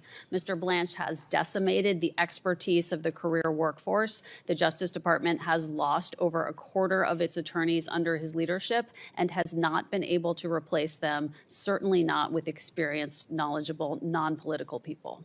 I think the DOJ is very much losing its credibility. And as Mr. Ashcroft mentioned, the credibility and trust in DOJ is very important. The rule of law is very important. We have a president who does not believe the rule of law applies to him, and his attorney, Mr. Blanche, is helping the president, proceed with his basically anti-rule of law agenda. I thank everyone for testifying today. Thank you. Senator Booker. I just want to start off by saying, Ms. Oyer, I hold you in the highest esteem and respect, especially what you're doing now as a private citizen. You use a platform to educate people about the law. It is technical, but yet accessible. And the badgering you just endured, it should be completely unacceptable. You were asked to comment on things you didn't have before you. The treatment here, to me, is just outrageous, and I apologize on behalf of the United States Senate. This idea that as a private citizen you can't sell things is insulting to me when we have Kash Patel, our sitting FBI director, selling merch on his site, when you have a president of the United States hawking the Bible,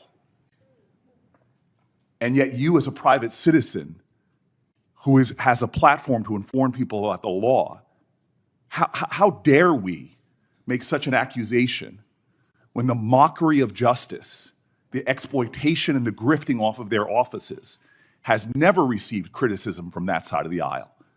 And yet they want to demean you as a private citizen for engaging in commerce. That's ridiculous. In addition to the fact that you were a career public servant for your entire life, you were a public defender, underpaid, overworked, not for a year, not for 5 years, but for years. The dignity and the service you have brought, no matter whether we disagree with your politics or not, should merit the praise of every single senator here. So I apologize for what you endured. I thank you for the service you've given to this country. And on matters of horrible killings, horrific acts, these are complicated matters. I hold here, and I'll submit this for the record, people who were victims, families, survivors, who wrote letters to the President of the United States asking not to have the death penalty put there. And I understand there's differing views, but you are put in those complicated decisions to write career memos for the president to make decisions about who's pardoned and not. And so I am sorry. What I witnessed, I came late to the hearing, was just unacceptable to me. And I am grateful, as somebody that follows you, that reposts your content, I am grateful that you're here. Thank you. I want to say, I didn't hear that on the microphone. Senators enjoy praise. So what did you say? Thank you, sir. Thank you very much. I appreciate that. I appreciate that. I just want to say, before serving as a partner attorney, I pointed out that you were a federal public defender with clients in the Bureau of Prisons. Was it customary process for transferring a Bureau of prisoner from a low security prison to a minimum security camp? Was that standard practice? That was unheard of. Unheard of. It's against BOP policies. What role does the Deputy Attorney General usually play in that process? Usually the Deputy Attorney General would have no role in designating or transferring inmates. No role whatsoever, yet the Todd Blanche went directly and met with him. Are you aware of any person serving time for child sex trafficking like Ghislaine Maxwell being transferred from a low security prison facility to a minimum security camp? I have never heard of that. It would be an egregious violation of the Department of Justice's own rules. Ms. Banksky, how do you feel knowing that the deputy attorney, Todd Blanche, went to meet with her for 2 days and then gave her a cushy transfer while he would not meet with you, and then lied to this committee yesterday saying he was barred by the law, which a first-year law student can know the difference of. How did that make you feel? It's devastating for survivors, and I'd like to add to that that Annie Farmer, a victim and survivor who testified in Ghislaine Maxwell's hearing, actually wrote a letter to Todd Blanche immediately after that and requested a meeting with him regarding the move and the transfer, and she's never heard anything back at all. It is insulting to heap upon survivors the indignities that he has by not even meeting with you, yet he transferred a sex offender to a cushy camp against BOP policies. It sounds like she got a sweetheart deal while he released your personal information, your address, phone numbers, images, and yet he seems to be favoring the victimizer and not the survivors. I'm out of time, and it's honorable to see Mr. Ashcroft here, sir. I know you.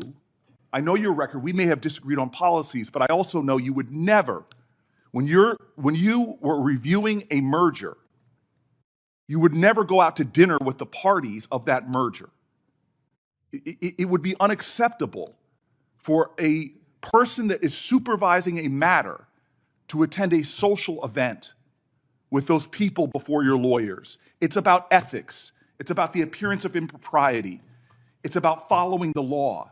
This nominee has not followed the ethics laws, has not followed the urgencies for avoiding the appearance of improprieties, has broken a bipartisan law passed by Congress, has demeaned and degraded survivors of sexual violence, and has shielded the president by some kind of deal we know nothing about that allowed her now to be transferred to some cushy camp that has never been done before with sex offenders. This man should not be in this office. I cannot believe we're going through this farce when his record alone should make him disqualified, not to be the Attorney General, but for even being employed by the federal government. Thank you. Senator Welch. Thank you very much.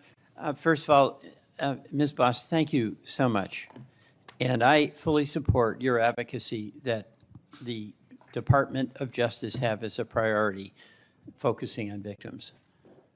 And I also want to express to the Epstein victims my appreciation for allowing me to be with you yesterday and be so uplifted by your support for one another and all you've done to ennoble the rights of victims and the strength of victims to recover. Thank you very much. Mr. Ashcroft, I wanted to first of all say we seem to have a problem in Missouri with the attorney generals not being able to keep their job. They all end up in the U.S. Senate. You started quite a trend with Mr. Hawley and Mr. Schmidt. Well, in all deference, it should be remembered that a very important member of the Senate named Jack Danforth That's right. had previously served as Attorney General of Missouri. So myself excluded, I have been privileged to be in a line of individuals that I believe have rendered very significant and valuable service to this nation. Well, I think you, thank you, and I agree with that. And I think, first of all, I want to express to you how much I've admired your career. And I think that being an Attorney General is probably the most difficult cabinet position. And one of the things that's required is that you give advice to the president, and it may be advice he doesn't want to hear. And, you know, I remember March of 2004 when you were recovering from an illness and Mr. Comey was the acting Attorney General.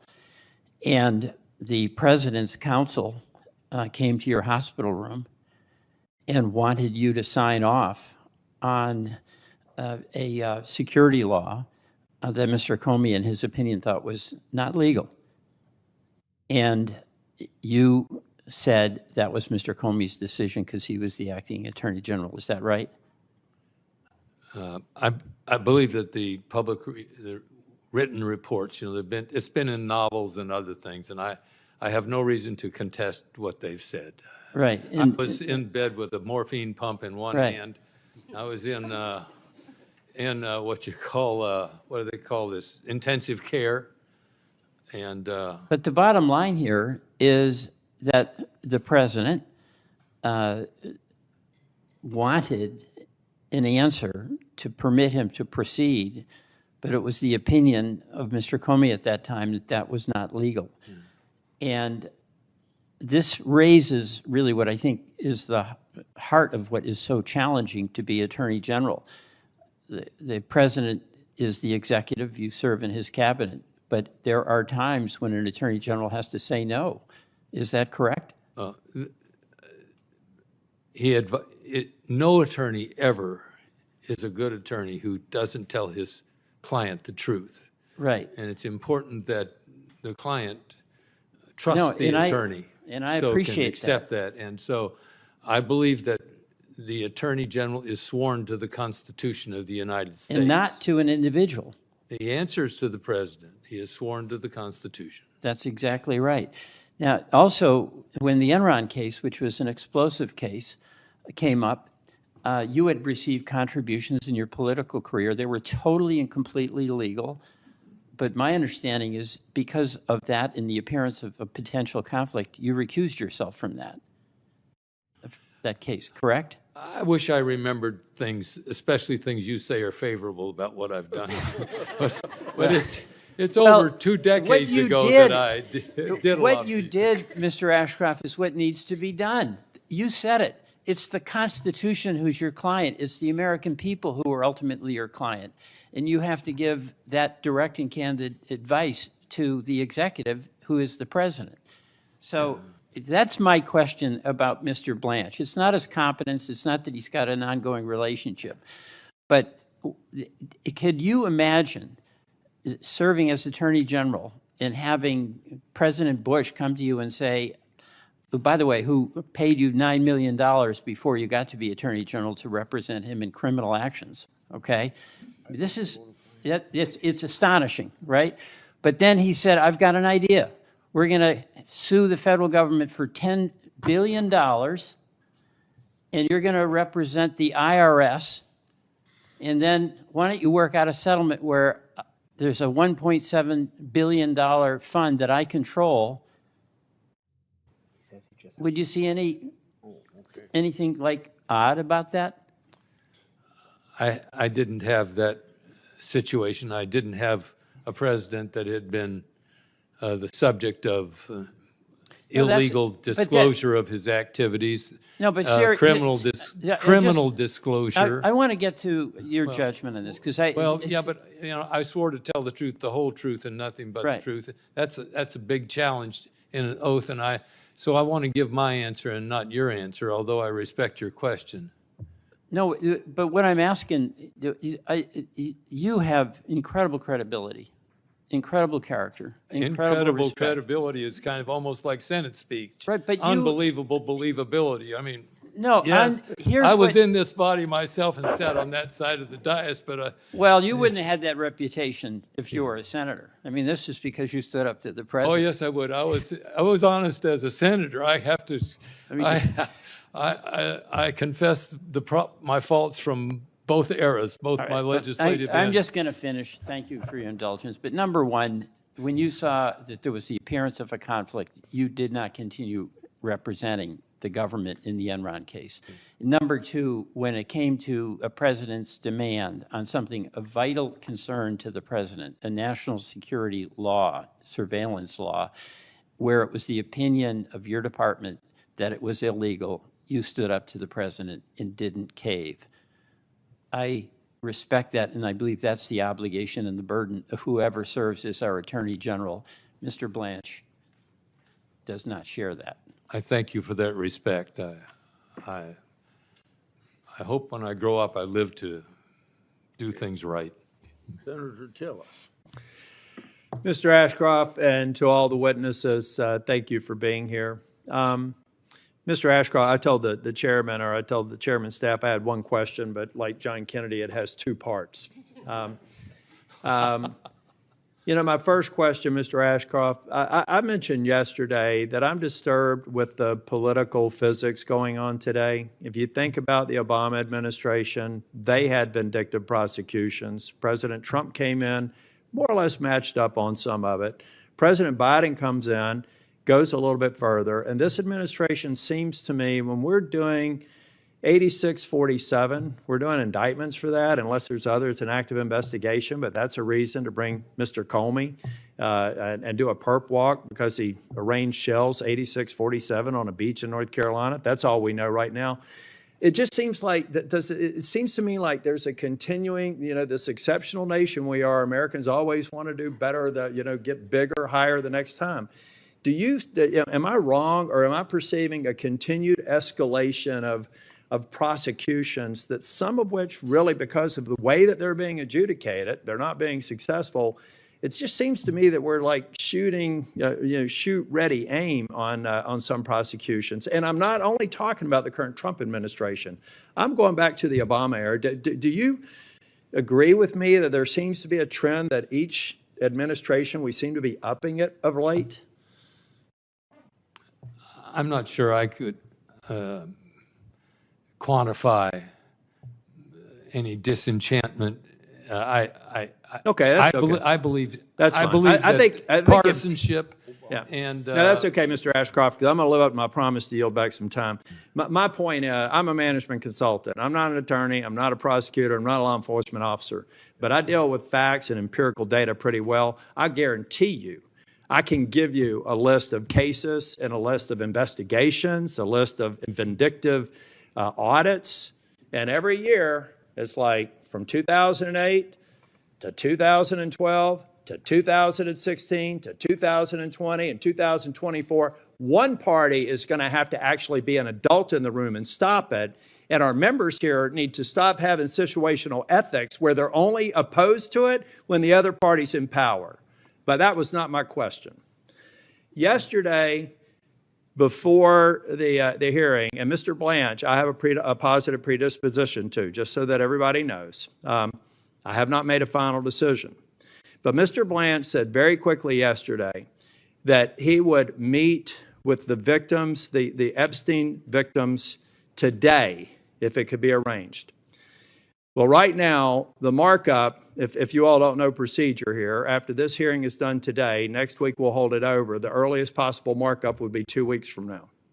And because it seemed to me that Mr. Blanche was willing to say that he would meet with them and counsel, I understand the restriction that counsel has to be present. I expect that meeting to occur before I'm willing to vote out of this committee. And I'm trying to get to yes. But this is a very important part of getting to yes. There should not be any reason why, based on what Mr. Blanche said yesterday, if he said that he would do it today, then he can certainly do it over the next 2 weeks. Thank you, Mr. Chair. I yield back. Yeah. Talking about what you said, what advice or how political Attorney General office is, I remember that Holder said he was a wingman for President Obama. That's exactly right, Mr. Chair. And anybody who comes up here and steps up on their pulpit, and then all of a sudden I can go back and see of record the absolute silence of Democrats when Biden and Obama did this.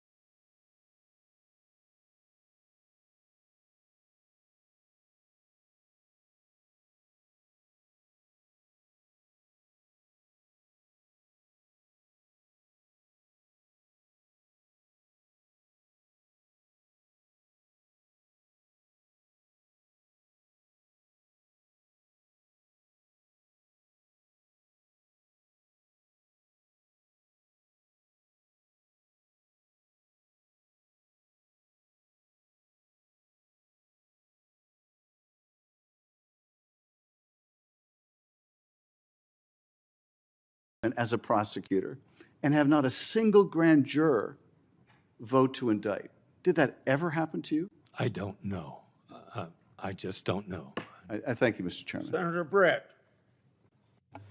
Thank you, Mr. Chairman. Appreciate all of you being here today, witnesses taking your time to be in front of us. Before I start, I want to say thank you to Attorney General Ashcroft for being here today and your service to our country, both as Attorney General and as a United States Senator. And also thank you for your kind words about Senator Graham. Really appreciate it. Mrs. Boss, thank you for sharing your story, reliving the worst day in your life, being willing to tell your story so that people hear it. Really appreciate it, and I'm so sorry for your loss. We're going to talk a little bit in a second about people needing to meet with survivors, which I completely agree with, and victims. Let me ask you a question.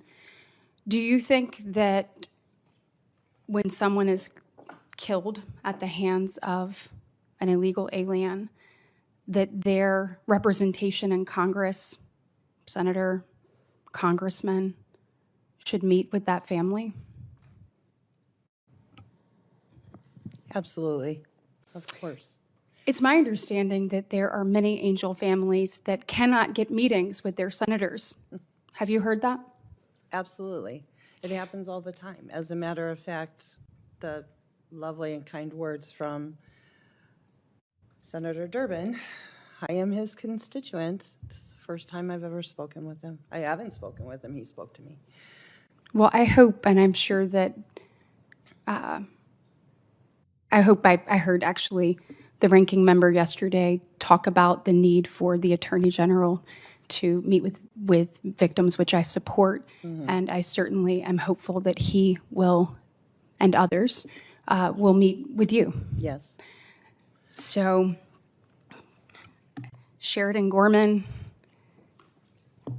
and other names need to be said. And I think the accountability that we have in this room for other people, we should be able to have it for this body as well. So I certainly hope that you get your face-to-face meeting that you deserve. I would hope so. We've had several laws introduced, legislation introduced in this last session that have been completely ignored. And there hasn't been any way to really get in and talk to anybody, especially those who are opposed to those legislations for whatever reason. Well, thank you so much for elevating your voice. Ms. Bazinski, am I saying that right? It's Bensky, yeah. Okay, gosh, I'm gonna have to try. I am so sorry for everything that you've been through, and thank you for your courage, for being here today and being able to elevate your voice. I completely support your quest to be able to be heard, to obviously for victims to be protected, and for us to pursue every lead possible. And, you know, I do believe after my conversations with the Assistant Attorney General that he is going to pursue those. Let me ask you this. Were you asked in the previous administration, did you ever have an opportunity to sit down with the then Attorney General, Merrick Garland? We did not, but there were active investigations going on because of Ghislaine Maxwell's hearing. So, but did you ever have a face-to-face with him? No. No. Did y'all request a face-to-face?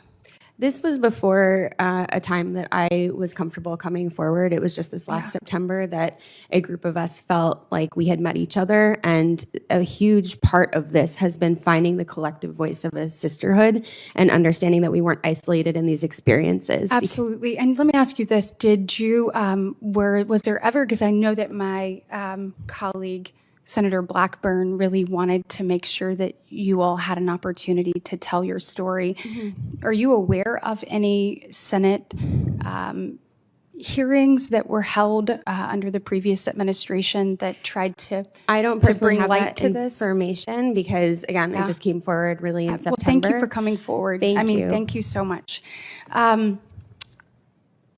Mrs. Oyer, Obviously, are you cutting people off right on time today? What? Are you cutting people off right on time today, or are people getting to go way over? I've been too liberal, but go ahead. Okay, all right. Go Well, ahead and just- ask one more question. Just let me ask one more question, please, sir. I appreciate it. After you were fired from DOJ, you had an independent media company and a Substack platform, and you had the, Lawyer Aura brand name and the hoodies that said "Hardwired to Stand Up to Bullies." I'm wondering, it's my understanding that as a pardon attorney during the Biden administration, you recommended actual commutations for Daniel Troyer and Ricardo Sanchez Jr., who were sentenced to death in 2009 after executing a family of 4 on the side of a highway. Is that true? Ma'am, I think you were not in the room when several of your colleagues asked me about those Yeah, recommendations. this is my turn to ask a question. So is that What true? I said then remains, which is that I'm not able to talk about the clemency advice that I provided to the White House because Okay. of Well, the executive- victims included a 4-year-old and a 3-year-old boy who died while cradled in the arms of their mother, who was trying to shield them. Those 2 little boys were shot 10 times, and their mother was shot 11 times, and their father was shot 5 times. So I appreciate the grace on getting to go over, but that doesn't sound like to me that you stand up to bullies. It sounds like to me you stand with them. Thank you. Senator Blumenthal. Thanks, Mr. Chairman. I want to thank all of you for being here. This day of the hearings often gets less attention, but it is very important to us, and you are performing a very important service. I particularly want to thank Ms. Bensky and Ms. Boss for sharing your stories and reliving a lot of the pain that you have been through. Ms. Bensky, I don't know whether you were here yesterday when I asked Acting Attorney General Blanche to apologize. And I'd just be interested in your reaction to his response. Yeah, I think it was the most that we've gotten from him. And that was a moment where there was a touch of humanity to say that we do understand that there was, in fact, failure here, because he's been on the record multiple times saying that nothing was mishandled. And as a survivor who literally saw nude images of friends and had my own information exposed all over the place, to tell the world that this had not been mishandled was just so absolutely egregious. Like anybody from here to Mars, no matter what political affiliation you're with, can see that like your government should not be, sending out nude photos of you, obviously. Yeah, thank you. Thank you. Very well said. Let me ask you a general question. And you don't have to give me an exhaustive answer today, and I know there are others in the room who may want to answer this question as well, but what should we demand of the Department of Justice to make things right, to make things better? Yeah. We've always just been looking for accountability and for this case to be handled correctly, because even from the very start of this case, we have not seen it handled the way anybody would normally prosecute something. So we are looking to get to the bottom of why our perpetrators were never held to account. How does the largest sex trafficking ring in this country exist when only 2 people have been found even remotely? I mean, Epstein's dead, but Maxwell is the only one who has been held to any sort of account, and she's in a lower, a lower security penitentiary at this point. So, I think we are owed answers, and we are owed, justice. For us, we get that question a lot of what does justice look like? I think, yes, the culture shift is part of it, but really like having your government stand up for you and stand up for what's right. And, there's a chilling effect that it sends to survivors everywhere when their government is outing their personal information. Other survivors are not going to want to come forward, right? And so we need to make sure that we are getting all the information with these cases. So I think, we really just hope that the government will take it seriously and start investigations. Accountability. Accountability, yeah, always. And I think a working hypothesis here is that accountability is difficult when rich and powerful people are potentially. It's always been the vulnerable versus power for this case, for most sex trafficking cases, or all sex trafficking cases, really. And it is about how the powerful consistently exploit the vulnerable. And that is what we see a lot. I mean, I have a 6-year-old son, and I teach him that accountability matters every single day. And I hold him to account. Why can't we hold our government to account? Well, I will just say your voice and face has been a very powerful antidote to the wealth and power that may be brought to bear here. And I hope that this forum will encourage you and others to come forward as you've done so courageously. Thank you so much. Yeah, I do also want to mention that Virginia Giuffre has been monumental in all of this, and I think it would be unfair to not name her because her deposition holds the key to quite a few things. So if you started her deposition, you can start really investigating. Thank you. Ms. Oyer, I want to ask you about the pardon that I mentioned yesterday. I asked Todd Blanche about it. David Gentili, sentenced to 7 years for a multi-million-dollar fraud scheme that involved a 7-year sentence. He served 12 days of it before he was pardoned. He boasted to his fellow inmates that he was going to pay $2.5 million to someone to get him out. Father Frank Mann told one of his parishioners that he had talked to President Trump to get David Gentili out of prison. These are facts that have been publicly reported. The investigation into the potential impropriety of this pardon was shut down, allegedly, by high officials in the Department of Justice, talking to the U.S. Attorney in the Southern District of New York, Joe Nocella. I know you're not familiar with the facts. I'm not going to ask you whether you believe that that reporting is true. Mr. Blanche never denied it. He basically said, well, it was a leak.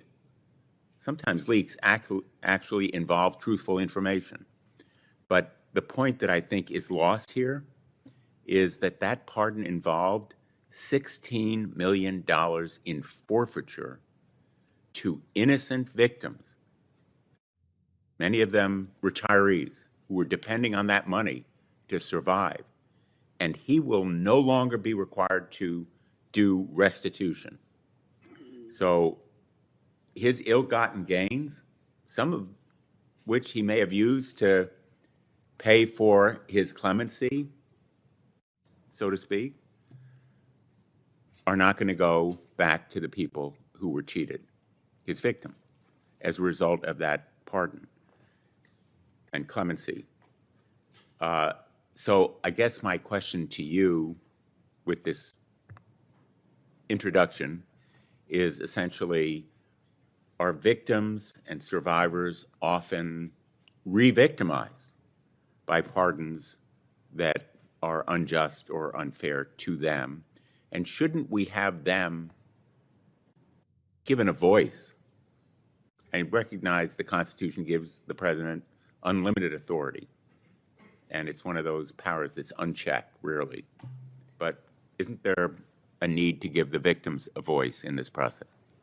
Yes, Senator. The millions of dollars that Mr. Gentili stole from his investors, unfortunately, are a drop in the bucket of the restitution that victims have been deprived of as a result of President Trump's pardons. He has forgiven over $1 billion in restitution that is owed to victims of fraud, as well as money that is owed to taxpayers by people who committed white-collar crimes and who have served, in many cases, none of their sentence and repaid none of their money. That is not consistent with the regulation regulations that the Justice Department has in place for evaluating applications for pardons. The Justice Department historically has looked to see that people have repaid their debts before recommending clemency, but this president is using clemency in a strategic, transactional way to forgive huge amounts of debts owed to taxpayers and crime victims. Senator Durbin.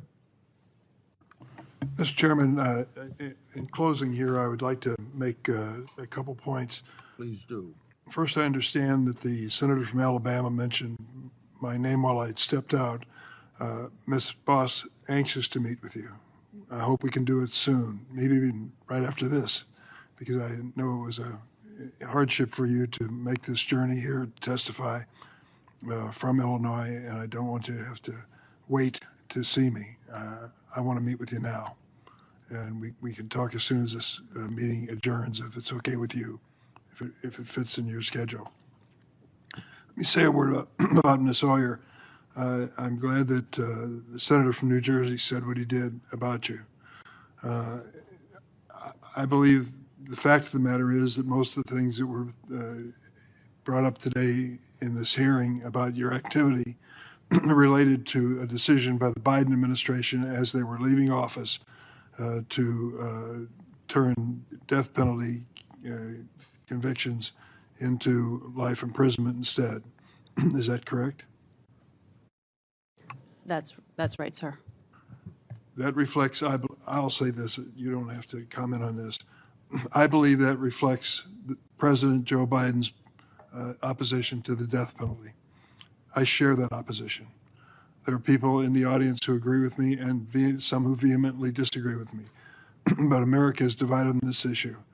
I didn't have this position my entire political career, but toward the end of it, I've come to the conclusion, as Justice Blackmun did at the end of his conclusion of serving on the Supreme Court, that he no longer wants to tinker with the machinery of death. The fact of the matter is, there are clear cases where one can argue a death penalty, and there are cases which we have found were wrongly decided, and people faced a death penalty or worse until evidence and other things were discovered at the end. That is my position. That was Joe Biden's position. That's why the cases which were brought up today are so serious, and I believe that you were doing your job as a pardon attorney to advise him as to his decision. But is it not true that the final decision on the disposition of these inmates was the decision of the President of the United States? That's absolutely correct, Senator. So if you want to take exception to Joe Biden and his position, be my guest. But to blame you for those, I think, goes beyond your responsibility as pardon attorney. And I will just say, I know the controversy behind this issue, but I feel that that's what led him to his conclusion. Ms. Binsky, thank you for bringing your friends with you today. It is great to see them, and I hope that what you heard from Senator Tillis is a promising possibility that he said he would not, I hope I'm saying this correctly, he wouldn't vote to confirm this nomination until there's been an actual meeting. That would be a dramatic work of progress for us to reach that point. And because you had the courage to stand up, not only you, but your friends, we have achieved that, I believe. I hope that's the fact. Thank you, Mr. Chairman. Yeah. Thanks to all of our witnesses for being here today and for traveling the long distances some of you have had to go. We're grateful that you did it. For all the members of this committee, written questions to these witnesses here are due on Wednesday, July 22 this year at 5 p.m. The hearing is adjourned. Thanks, Chair. Yeah, thank you. We'll go see if the Finance Committee is still meeting. Okay. Yeah.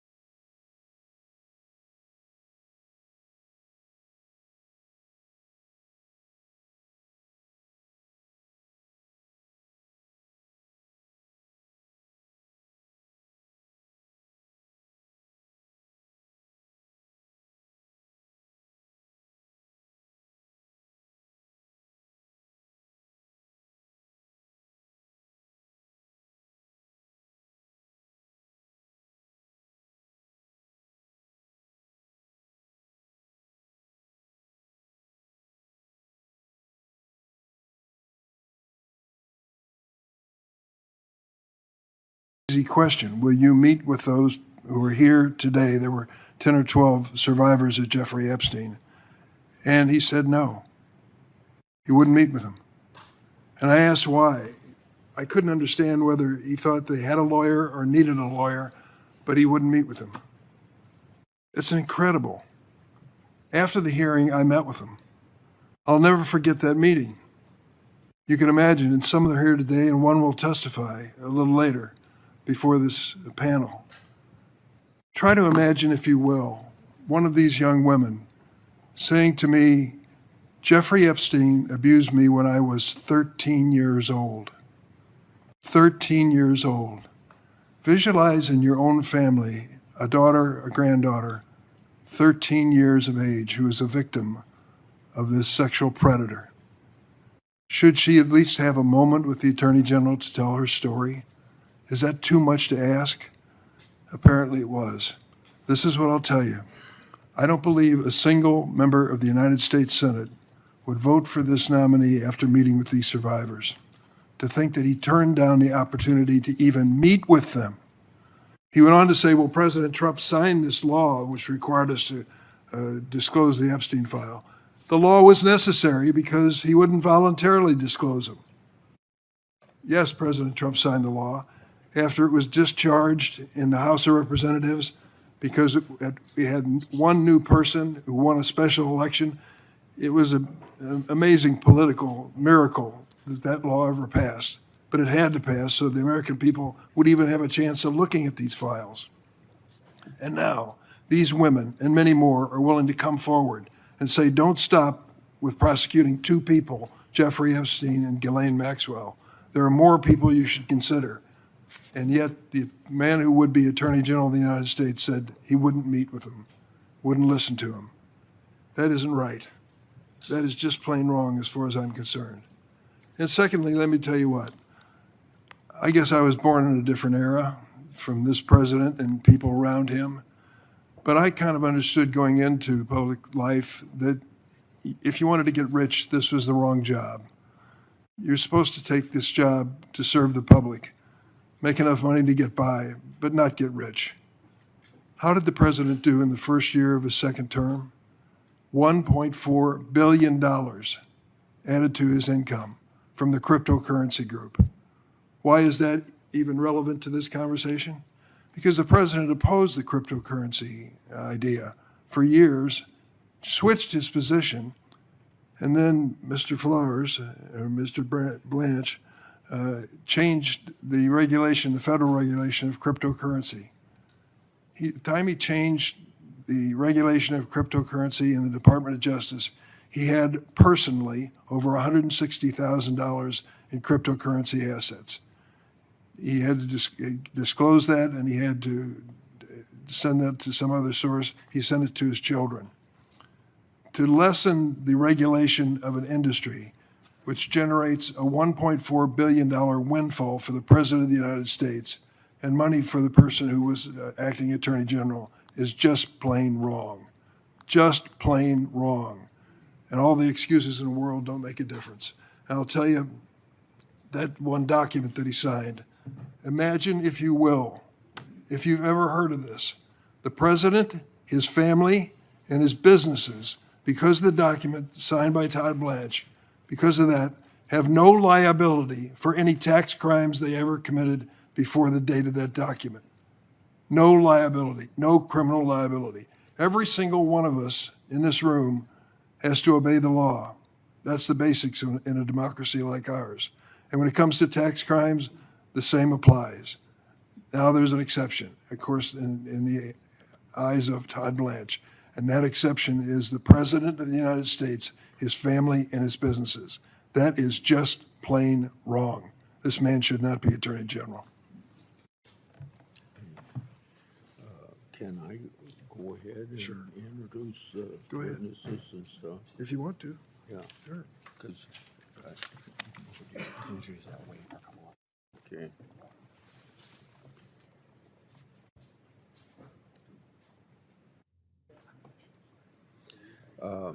I'd like to enter into the record an article written by former Attorney General Bill Barr. His article urged the Senate to confirm Mr. Blanche.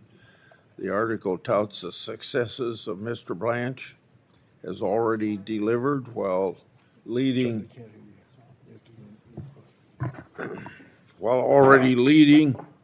the Department of Justice. It further stated, quote, Mr. Blanche has necessary qualities for the job.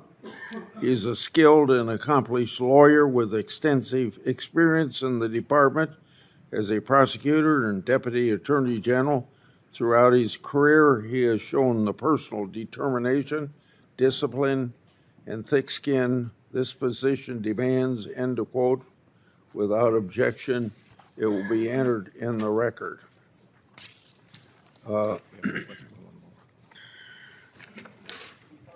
I'd like to also introduce a letter from the Concerned Women for American Legislative Action Committee. The group represents hundreds of thousands of women nationwide. The letter praised Mr. Blanche and stated, quote, Mr. Blanche, extensive experience, proven character, and wise judgment make him an outstanding pick that the women I represent are proud to support. I would just go to, we're waiting for two, so I would just say go ahead and do the witness introductions, so starting on this page. Okay. Well, we'll need to have them come to the table. Yes, you can go ahead. You can just ask them to go ahead and come up to the table. What? You can ask them to go ahead and come up to the table, but we don't swear them in yet. As I indicated to everybody in the audience, everybody was supposed to be here at 9 o'clock and everybody isn't here. And we don't have a lot of time to waste. So I would ask the witnesses if they would come to the table, and I would like to read your introductions. And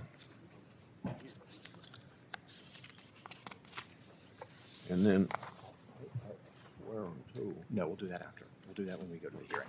Okay.